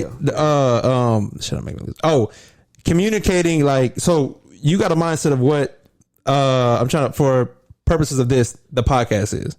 I have an idea of what the podcast is. He has an idea. Bradley has an idea. When for that example, let's just hypothetically say, you have an expectation. My expectation is way different than yours, right? If I'm like, man, this is fun, we get to pull up, do this, and go home, right? If Dino's like, yo, I want this to be a number one. I want to take this to this place. I want to go set up a booth with this and this. Like, so when we're moving and we're doing things, it, like, one person's detriment could be one person's like, oh, I did it. You know what I'm saying? I could be moving in a way that's different than how you move, because it's like we're not on the same page, right? Well, so my point is, because we don't know what success looks like. Exactly, we don't know. That's why I'm trying to like mirror what he's saying, but saying it different. But like, from a controlling person, I think that comes with everything, though, not just podcasts. It's just like, you also you want to see things, you want to see a certain expectation. But you don't affect. I think the missing part is you don't communicate with the other person what they want to see. No, that's what they want to do. What the objective is. That's where I get. Let's move. So you don't want to let yourself down, huh? Really what the no. Let me finish. This is my. I'm just from my perspective. That's my perspective. Yeah. I'm just saying. I think you have an issue with not reaching where you want to be, because you're hard on yourself. A controlling person is hard on themselves, in my opinion. Hard on others, because others, if you're working with others and they don't do their part to get you where you want to be. Yeah. I don't do well when I don't feel like that. When I feel like that I'm being cut off, and when I feel like I'm not being heard, and then as do others, right? But the second point that I wanted to make before y'all started jumping on that first point was, like, I believe myself to be a Renaissance individual, meaning that I don't have just one skill, but everybody in this cipher just loves to throw on that JT is this project manager and that's his only lane. I'm a fucking creative. No one said that before. No one. Yes, you have. You have, in particular. Never said that before, bro. But multiple people, like constantly, are just like, yeah, JT's the project manager. He's the planner. He's the strategic person. That's the stereotype that gets slapped on me. And I am a Renaissance person because not only can I successfully run a business, I'm also like a great general manager. I'm also a great music producer. I'm also a great media engineer. Like I wear multiple hats, and I can lead and function and function as a follower in all those capacities as well.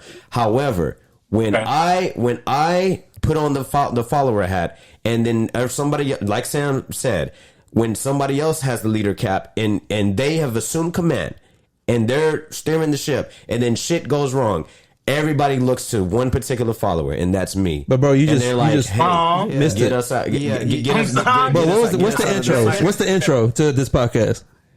Perspective. No. When we talk about each person, you do exactly what you think people do. Of you. Yeah. You tell people that what? I tell people what? Like you like Dino, you talk about not having the ability to, I'm more than just a logistics person. Like nobody says. Just talking about. No, let me finish. You're in one category. Though. I'm saying, but you're not listening. I'm saying you weren't listening. No, you're not listening. You didn't let me talk. Yeah. I'm saying you gave an example. I'm giving you an example back. You tell me I'm Mr. Money Man, real estate man. That's not just me. I'm actually 80% away from that. Well, then tell me so we can change the intro. No, but I don't have You're missing the point. No, you're missing the point. You're missing the point. But no, JT, you're missing the point. But wait, let me finish. No, I was speaking. When it gets to JT is the most electrifying. Yeah. All this extra shit. We don't ever stop you. But nah, bro, you just in logistics. Like we don't do that. That's what you're saying. Point number 3, and this is a new point. You said there's only 2. No, there was, but not 3. No, one more. No, because I need to respond to him. Oh, okay. Well, and then you can. Wait your turn, nigga. No, can you wait your turn? Wait your turn. The last thing is. Hold on. We're just gonna go back and forth because I'm not gonna stop until I make this point. Tizzle. That's communication. This is a good exercise. This is really good. All you have to do is come and communicate. It's a breakthrough. Can you stop? It's a breakthrough. This is gonna be real quick. Control. You just said, no, nigga, wait your turn. Nigga, I'm going to control this shit. No, you're not. Because it is not your turn. Did I just give... You said there were 2 points. You finished the second point. He responds to the second point. I didn't get to respond because he cut me off. No, you can't respond to the second point. No, you finished the second point, bro. You finished the point. No, I did not. You deemed me finishing that second point. Tizzle. What more do you have to say on your second point? When people don't come to me and communicate, like that's a new point. It's a third JT got veins. Let's use the intro. No, because this shit pisses me off. Okay, the second point is when if I'm in the leader, I'm in the leader seat. The second point. You motherfuckers don't come into me and communicate. Hey JT, we would like to see this change. Okay, then cool. Give me the opportunity to help lead y'all to the change, and I will do that. No. That was the second point. That is now That's not what I was. I don't need you to lead us to a different anything. I was asking you about how you. Okay, I'm asking you how you describe us. That's all I asked. Let me rephrase that then. All right, let's take that example. So you're with the intros, right? Yeah. If you feel like that, that's not what I was saying. I'm not asking that, JT. You're missing it. What were you saying? I simply asked you, how do you describe me? I didn't tell you how I wanted to be described. I'm asking you how you describe me. And I describe me. Right. And once you say that, all I'm saying is, you just said. Your point was people always say JT is the logistics person, but right? Am I right or wrong? That's what you said, right? Or the manager, or however you said it. Paraphrasing. You said that. Yes. Okay. When it comes to multiple, not just in the podcast, and I also said that too. But your example that you're bringing is within the podcast. Nah, it's not. Category. It's not. And that's what I want to add on. Fuck out of here. How? Before we go somewhere else, the point I was going to make was you listed all these things. I'm also a manager and a logistician and an analytical and a not logistician. No, he really is. I mean, he technically is. I never said analytical. Bro, you said I'm. Just go. Right. Run the tape. I'm also I'm a great producer. All of those roles follow the same fucking. They have all of them have a common thread. What? There's a level. Orchestrate. You're like orchestrating, producing, project managing shit, nigga, for all of those roles. And so like there's some strengths and some gifts and some qualities that you have that find themselves manifesting across the board in everything you do so well. I'm a creative director, nigga. All that shit has the same. You cast vision, you do, and control it. All that shit has the same thread. And you're saying, well, I hate people put me in this box, but that box is the box you live in, and you're doing a bunch of different things inside the box. I just care about this. You're mad about people boxing you in, but that's a normal human trait. And that's I think the point Courtney was trying to make that I think you missed was that like. What he's saying is, at the beginning of this, at the top of the show, every day we box each other in. We got D who's the flyest in the room. I don't even want to be called that shit. Like I don't consider myself fly. Niggas the fuck you mean you don't want to be called that? You the one that said you came up with that name. I didn't come up with that name. Listen, yes, you did. No, I didn't. You wanted to be referred to as the flyest one in the room. It was the coolest one in the room. Oh my gosh! I got the flyer. Hold on, I'm gonna post it tomorrow. It doesn't even matter because nobody was there in the room except for Courtney and Sam. I designed it. There's a version of the JPEG that has coolest one in the room, and then JT said, "But you're the flyest one." I was like, "Oh, cool. I'll put flyers then." Anyway, it doesn't even matter. I'm gonna post it. It doesn't even matter. I'm gonna post it. No, he's about to go home and make a flyer that says "coolest one in the room." We need timestamp. It exists. Let's get to Bradley. Let's get to Bradley, please. But that's the point I was making. Was like we do this, and it's a normal thing. So for you to feel so offended that people call you the project man, that's what you do, my nigga. Across the board, you did it for soul. You do it for this. You do it for that. You did it in the military. That's what you do for your company. You do that shit all the time for everybody. So the fact you're so upset because you also want to be known for these things, are you doing those things as much as you want them to be known for? No. That's why people don't know. Like, I can't be mad. People don't recognize me for my beautiful art. Well, I don't post the art, so how could you know I draw? You know what I'm saying? Yeah. So it's like, there's a lot of truth I'm really just talking about you because no. nobody else really identifies me as that JT, just the project manager. When it comes to project management and just in this lane, it's really just grievances that I have with you. That's what it really comes down to. Yes, because you a project manager. What the fuck? Yes, you do. JT, the project manager, the guy.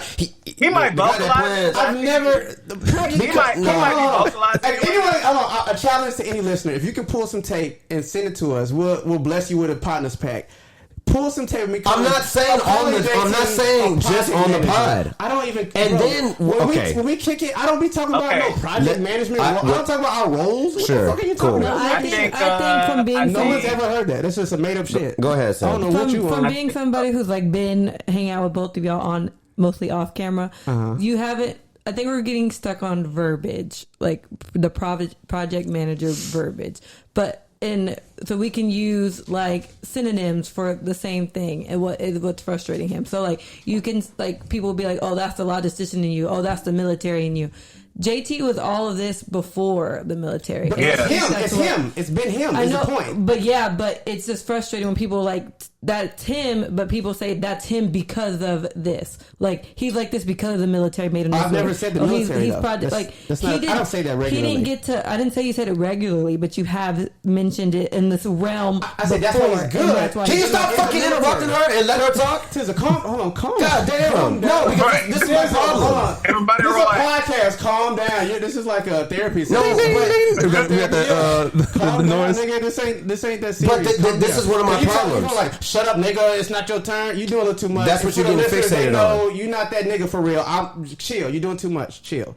You done made the whole show somehow about having a grievance with D because I have a strong personality, and I challenge you on your bullshit forever, nigga. I have since UT when you was rocking the Foxtail. I thought you was cool still, and nigga was chopping you up.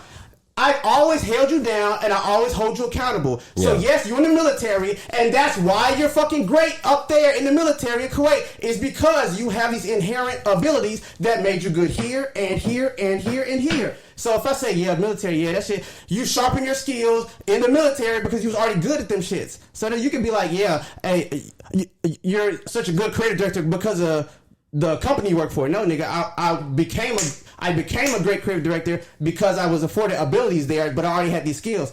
I've never boxed you in the military or none of that shit. So you going like way off the deep end and somehow then targeted me because I hold you accountable, and if you stumble, nigga, I'm a laugh if you trip. The fuck? I don't know how you got turned on me somehow, but I ain't no saboteur or the nigga who's always boxing you in and calling you this and that. So check out with that shit. And I don't know how the fuck he got on me, but this show ain't about me. In fact, it's supposed to be about you, and you mad. I don't know because I don't know how it got onto me, but I don't. Yeah, you don't know because you. Darren, they can coexist. So the thing is that I think Sam is right in the fact that JT is getting caught up in the because I think when you called yourself a Renaissance man, you wanted to tout all of your talents. You have so many talents. Let's start there. Okay, you have a multitude of talents, and a lot of them are actually creative. And I think that it probably frustrates you a little bit that you're really good at project management. That's the real word. Really good. You're really good at leading. Great. You're a natural born leader. You're good at logistical thinking. You're excellent at all these things. You also are very good at your passions too, right?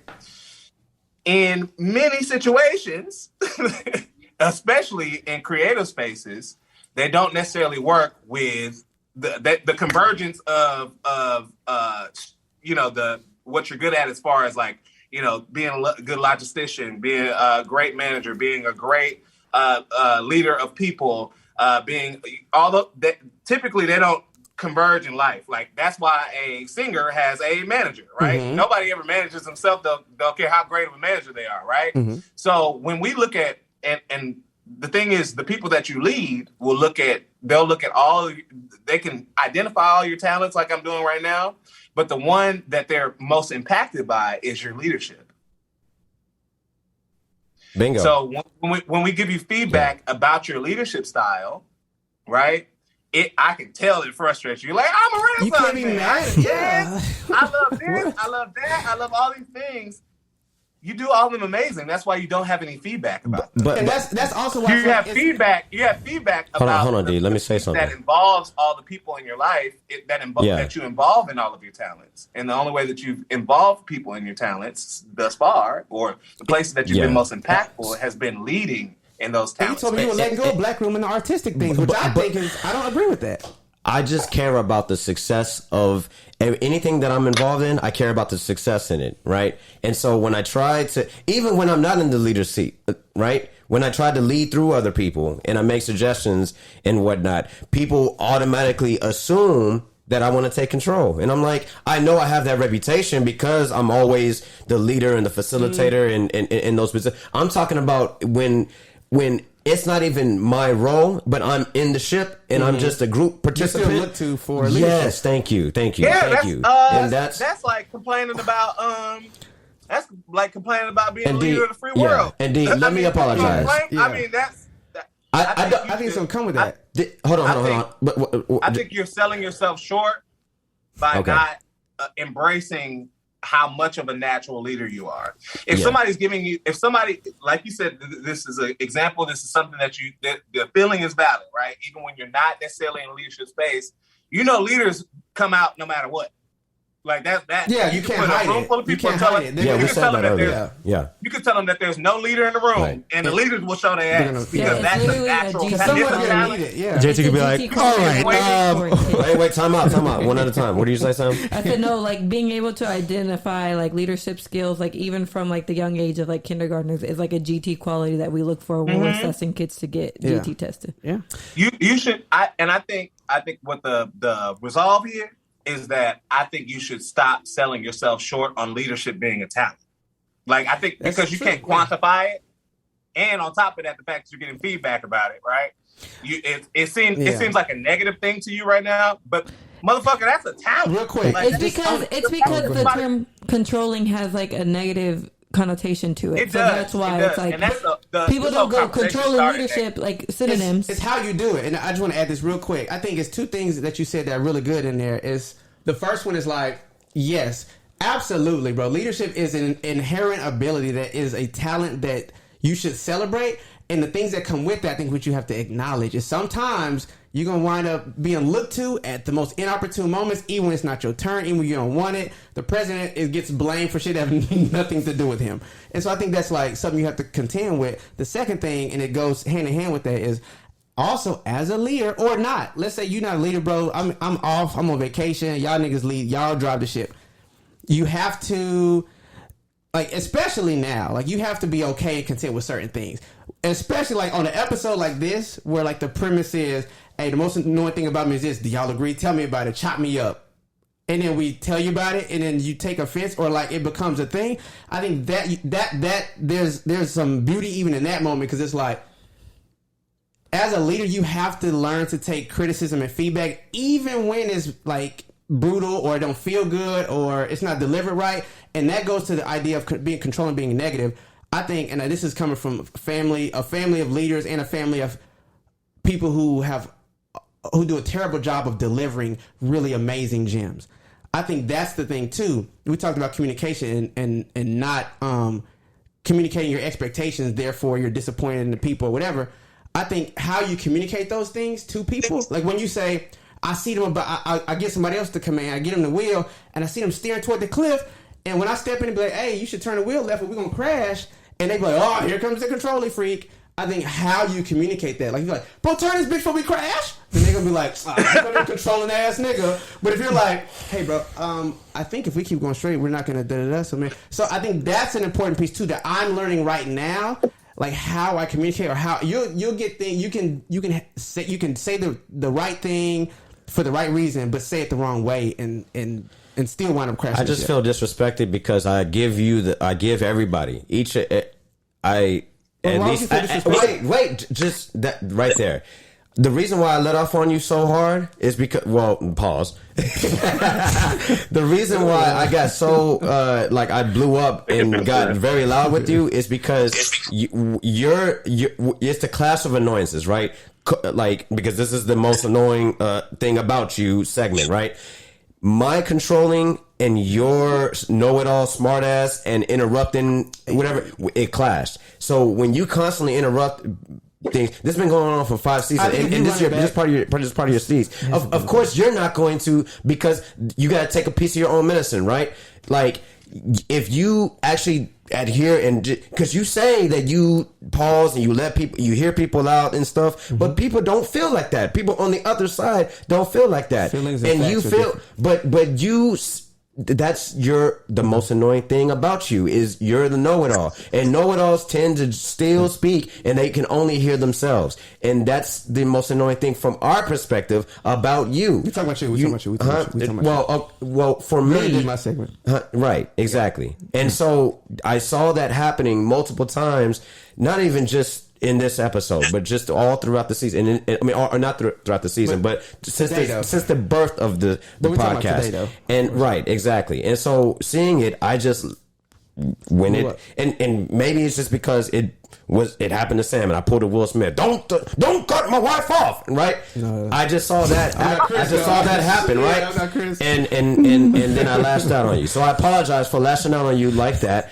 But no doubt. I also want you to kind of like take that piece of what got me bold is the fact that I just genuinely care about the success of anything that I'm involved in, and regardless if I'm the leader or not, like my contribution is solely for us to get across the finish line, right?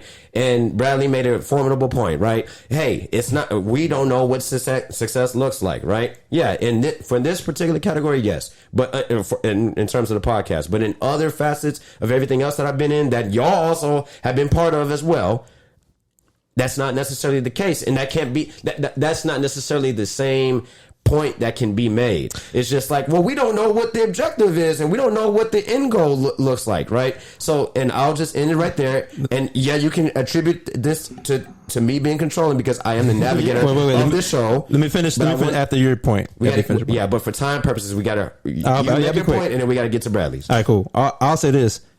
I don't think I've ever been I don't think I've ever been a part of anything with you. Yeah, no. I would love to hear. We don't have to do this now. Mm-hmm.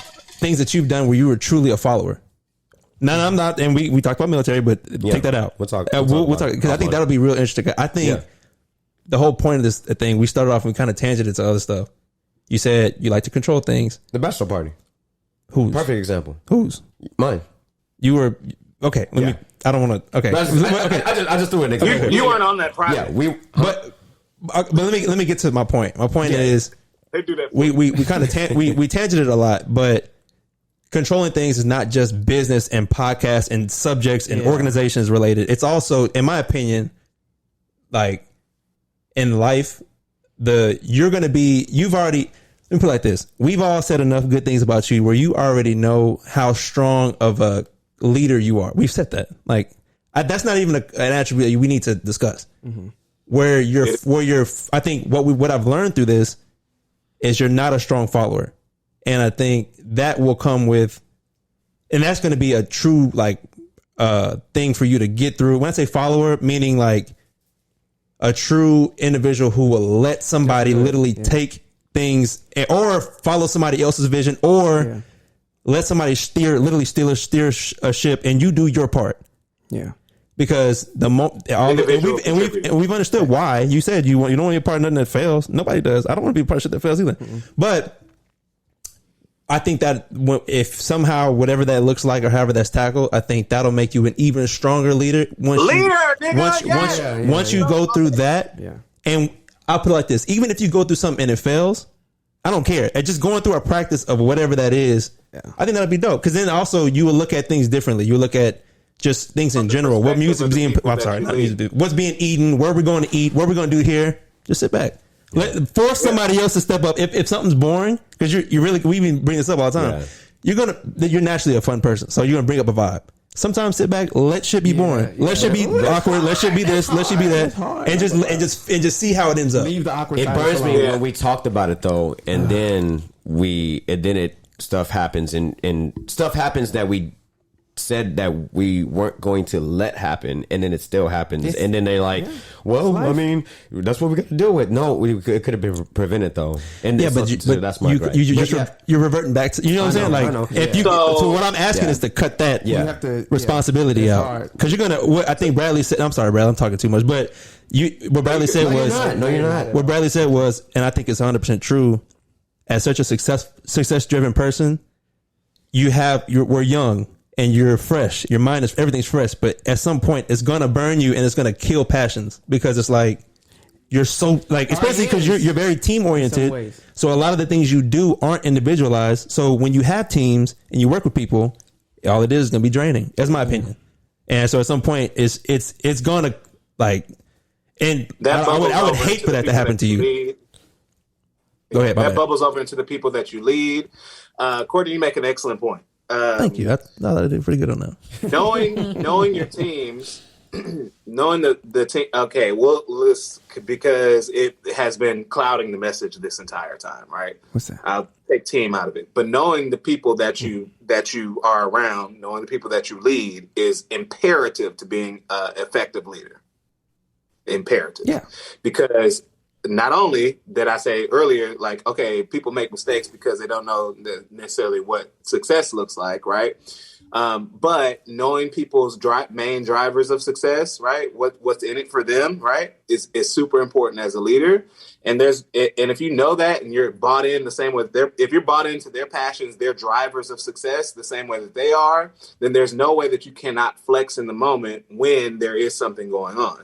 So let's take it back to our most primary example, which is Sam playing the music that you don't like, which I think is more of a preferential scenario. But for example, and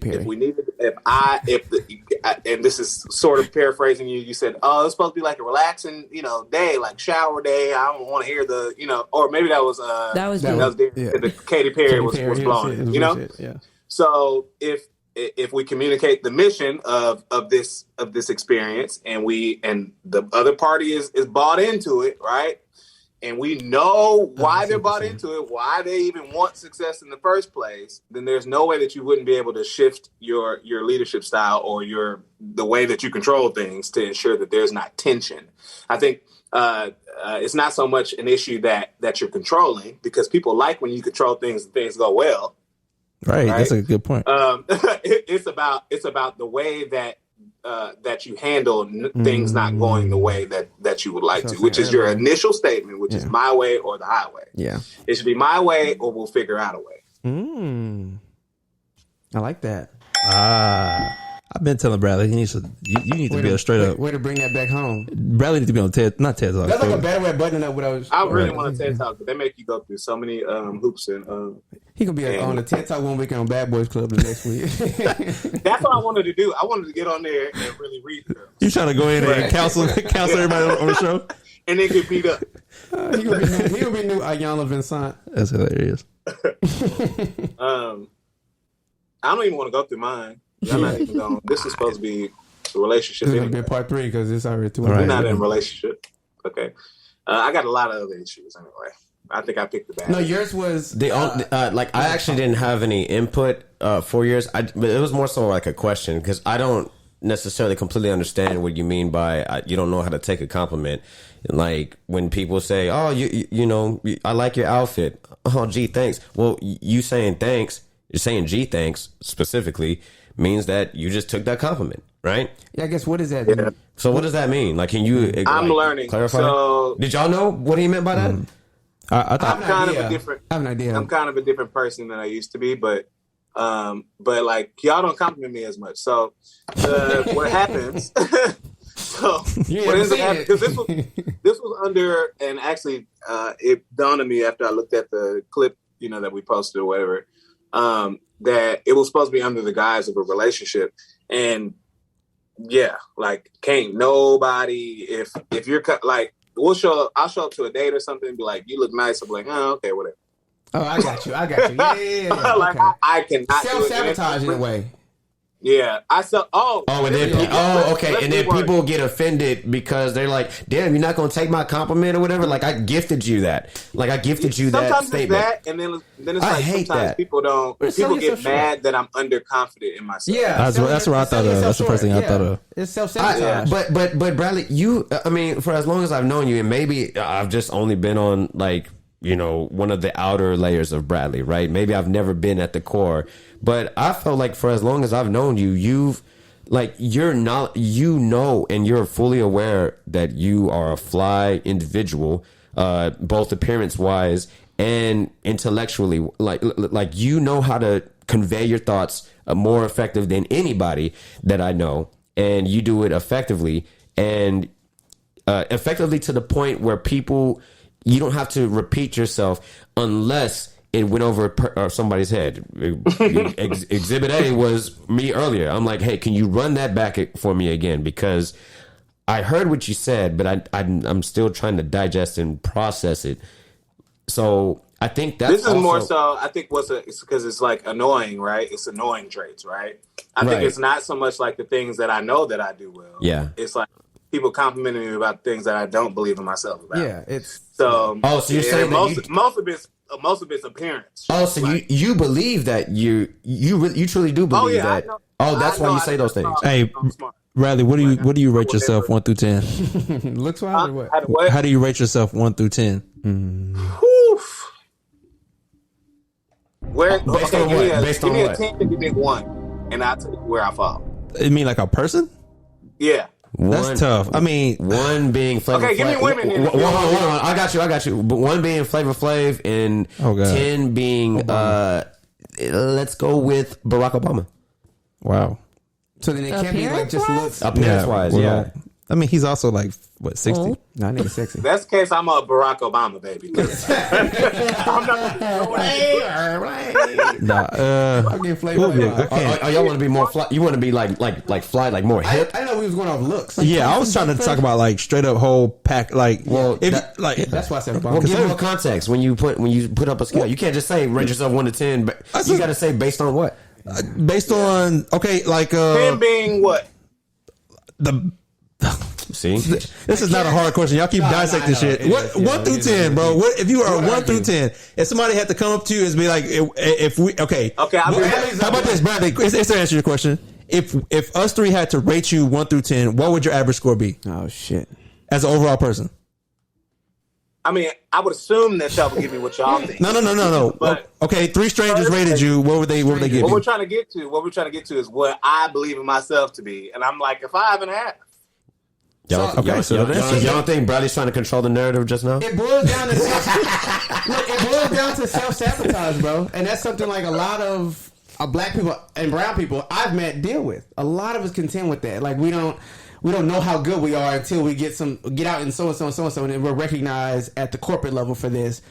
Bro, it's classic self-sabotage where like you almost don't believe, like you look in the mirror, it's like, what is it, like professional dysmorphia? You look in the mirror and you see version of like somebody's telling you, nah nigga, you sexy, nah nigga, you're great, you're amazing professionally, and da da da. It's like, alright, whatever nigga. Okay, so how about that sushi? That's it's tough. it is okay. So to reword, then to get to root cause. Oh, you get to reword. I'm controlling it. I'm using my JT skills. So so initially I said I don't know how to take a compliment. What the actual annoying part is that I self-sabotage to so much that it annoys other people. Yeah. So I used to do that too. So okay. It's funny because I don't see that. That's what I'm trying to like. I mean, I can see where it could be a thing, but I don't see the insecurity in you that much. I can see instances where you like, I don't see that. But that's why I said what I said too. That's why I find this really interesting. Maybe I'm on the outer layer of Bradley, I but think y'all are right. I think that the confusion here is the way that he answered that question was kind of like what his most annoying thing about him is, but that's not what I would say the most annoying thing. Well, he said relationship. Relationship, and none of y'all are going to be in a relationship. That's true. That's true. Right. Exactly. And the thing is, we just did a whole thing. Bingo. Everybody else's rebuttals were all about our. See, the whole game is flawed. Yeah, we flawed it. Yeah, that's true. No. I mean, but what? There's validity in what me and Courtney just said. Like we're on the outer layers. We're not in a relationship with Bradley, so that's exactly why we felt. Friendship is a form of sure. But when we brought this up last episode, we were referring to because it stemmed from romantic relationships. Exactly. So Bradley, tell us about your. Capade. We need to know a little bit about who you are interested in and who you are courting. Because I'm courting niggas that I think is finer than me. Okay. Okay. That might be the issue. No, wait. Because that means that you already are you're still sabotaging yourself because, okay, you're thinking they're finding you. What if they not low key? Y'all on the same level. Both y'all is, let's say, 8. Y'all are 7. He's fucking you 7. Oh, no. You. Let's say he calls himself a 5.5. Let's say I'm trying to like balance it. I don't want to say too high because he's like, whatever, dude. So let's say 7.5, 8. You 7.5, 8-ish. Let's say 7.5, 8. Both of y'all, like, y'all are both beautiful black men. Go, right? But you're already kind of like, I chase niggas finer than me, and then like, boom. And you already put yourself down here when low key y'all could be the same. And you could be way doper than this nigga, bro. Like, you could be way cooler, way more popping, way more whatever. But just the way you even think through that already you see what I'm saying? Already puts you at like a disadvantage at the starting line when it may not even be true.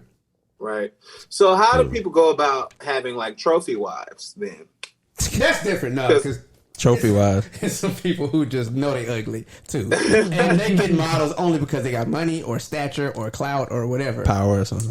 Yeah. So, okay, I've been trying to undo it, but it really does. It becomes a point of contention in a lot of romantic situations. Interesting. Very underconfident because I think what ends up happening is that my confidence is linked to my worthiness to be in a relationship with someone. Yeah, there's an entanglement. And so if somebody is trying to court me, then in that case, then me saying that I don't believe in myself means that I don't think that this relationship is worth it. Yeah. So I think that's what ends up happening. Thank you guys for coming out to my TED Talk. All right, I guess that was cue for that's how I'm going to end, and we can move on. All right, cool. A lot of healthy discussion, heated debate, but ending on a positive note nonetheless. And appreciate everybody's input. Sam, thanks for joining us and for coming back to the Potnas podcast. We missed you. And with that said, let's go ahead and segue to the toast. So I wasn't... Bradley just pulled out a Crystal Geyser Alpine Spring water. This is the cheapest water. Courtney asked earlier, he said, y'all think I live in a lap of fucking luxury business? The water you can buy. Okay, they sell Crystal Geyser at Dollar Tree. Yeah. And they went up. Yeah. Back to inflation, everything's going up. Yeah, I don't even know what I was going to say. I got you. It was a mistake. All right. It was a mistake. As we're pouring up these shots.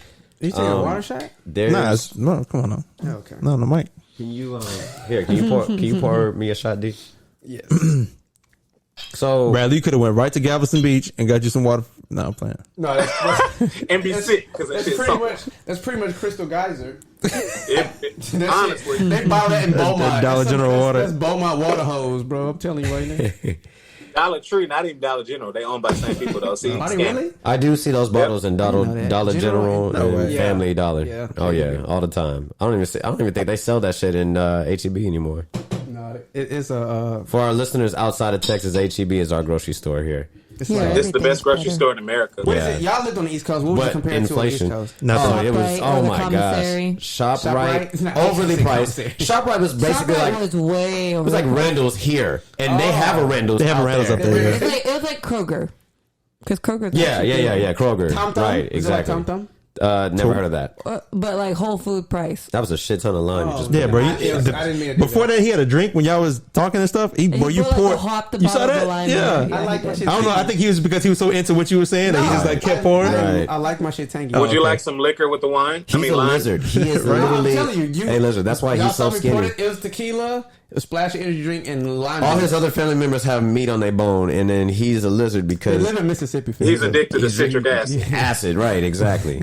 No, to our listeners though, I know we got into a very heated debate, but what y'all got to understand is that we all, everybody here is family, right? So that's what family do. We get into heated debates, but that doesn't change, like, you know, the perception of each other and how we're gonna make it to another day. You know what I'm saying? Like we are going to be Gucci and good after this. I promise you. And well, we were actually already good. This is We good old right business. now. Right. This is old business that we're talking about. This is really kind of antics Why you for the bringing that show. bullshit? Right. Right, exactly. This is just more so like antics and thank you for joining in on the journey. I hope that you all got some sort of gem from this, or gems, satchels of gems.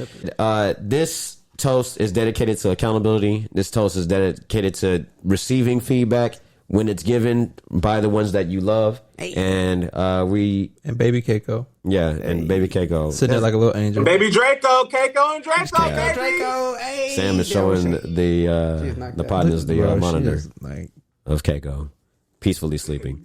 she needs to be But on yeah, one- all right. What time are we running at right now? We're like at 2:20 something. Shit. Damn. All right, cool. Hey, consistency, because all the episodes so far have been in the, Right on the in the money. 220s. Right, exactly. We're gonna cut half this stuff. No. All right, cheers to y'all, man. Shout out to y'all, Cheers. man. Cheers. Love y'all. Love you. Love, bro. Yep. I like how authentic we have become. Mm-hmm. Talking through, cutting stuff off while we're talking on the podcast. Right, exactly. I think people like that shit. Yeah. Actually, you might want to keep it for the drama. I'm not gonna lie, like And that's the key. that's the tomorrow? tea. Oh, we started Friday. watching. Bradley, have you ever heard of a show called Legendary on HBO Max? Yeah, I don't know about the ballroom scene. I'm still not that gay. Well, I enjoy it. Even I if enjoy you like do. the entertainment, like in You're a performance. Speed that You're has like a nothing to do with theater. thespian. That's a theater No, production. let's not get started. Come on. Okay. We like the All show. right. We were just about to wrap up. We had 2 minutes and 20 something. It's like a production. You have 2 costumes hours. and it's an act and dance. Yeah, Yeah, that's how I look sure. at it. Well, I enjoy it as well. Yeah. I don't know what y'all talking about. But I mean, no, Ballroom I gave scene? a poor No, review. I mean, I don't know what said show I'm not that it gay. is. I it's am called that Legend. gay. I just don't. Would you ever dress drag?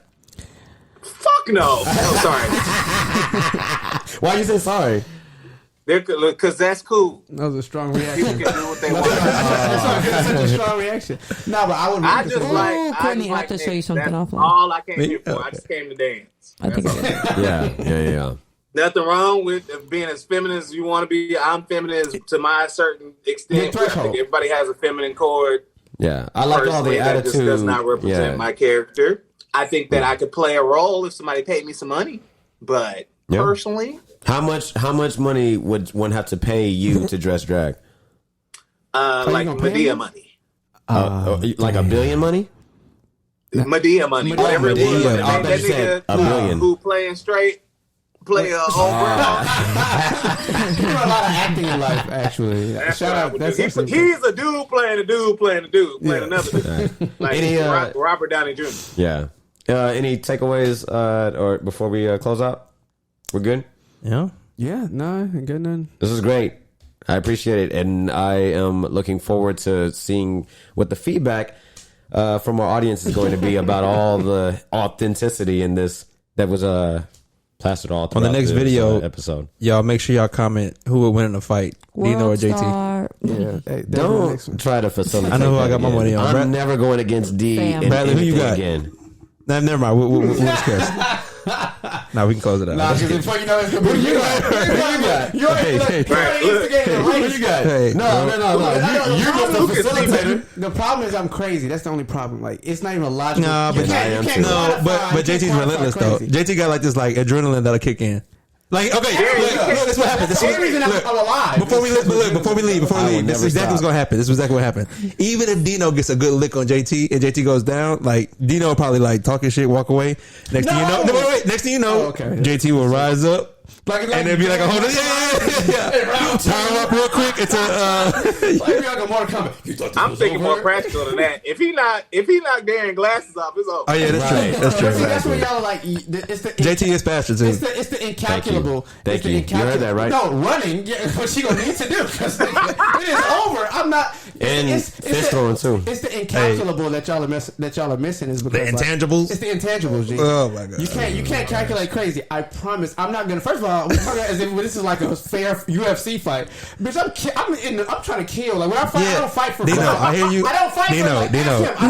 Dino. I've never been to fight for sport. I've never fought for sport. I've only fought for survival. Let me tell you something though. Let me tell you something. No, I'm saying like a fight. No, I get it. I get you. I don't even know how to fight for sport. I get you. But you know what? You know what's crazy? Before every UFC, before every boxing fight, everybody talks that same kind of shit. Thank you. And somebody ends up getting knocked out. Thank you. The crazy person is not immune. Your face is not immune. Your ribs not This is what I immune. can assure you. Just based on what you said, I can guarantee. Guarantee. Ain't no knockout because in order to knock a nigga out, you got to hit him hard enough. Right? Just like how you get to you gonna win that race, and then you did it. This is different. Twice. Man. I'm telling you. Can we race next week? I'm gonna beat all y'all niggas. Dog. Okay. Hey, let's all for a race. I'm down. All right. Hey, if y'all gotta we gotta make a bet though. No, I'll put money on it. y'all three can race. I'm not racing. No, you race. I have the title. He got to. I have the title. That's why you have to race. You have to race. The champ has to. Number one contender races me JT, I'm faster than you. I beat you. Y'all easy. Yeah. On film. And I'll be both of y'all niggas. Yeah. on film. And that's the setup. I'm the number one contender. Got to race you because I don't exhaust all my energy. Because after I win against Courtney and Darren, then I'm gonna be tired. When have I gonna win again? No. We don't have to run that same day. But anyways, When have I become a part of a conversation of being just beaten? let's take this offline and let's. I am an athlete. The show. Let's end the show. Me too. Courtney is the laziest athlete. That's okay. I'm gonna bring Kendra on next week. You better be careful. Now She's she's That's an athlete. Olympian. What the fuck? She's an athlete. She's out of town next week. Doing what? Therefore, I am the fastest. Doing what? What's she out of town for? I don't know. Running, nigga. By default. D, bring us to the outro, please. Oh man, hold on. With my controlling ass. Bring us the outro. Hold on, I'm not even on the right page for that. Shout out to Kendra with her fast ass. Courtney, what going on? Kendra. That's not the right button. Oh my god. Oh. You're now tuning into the It's This is what happens when you let people do stuff. Look like. This is what happens when you let people do things. Turn it down. Follow the Potnas on all social media platforms. Starting with Bradley. Hey, y'all can follow me on all social media platforms at Coolin and Poolin. That's COOLINANDPOOLIN. I got it right. Courtney. Finally. Turn me up in the headphones. No, I'm playing. Follow me at my name, Courtney J. Colvin. Dino. Yo, you can find me at the Dictionary THE_DIXONARY. SamBam. She is SamBam. All right, and I am at JT Got Soul. That's JT Got SOLE.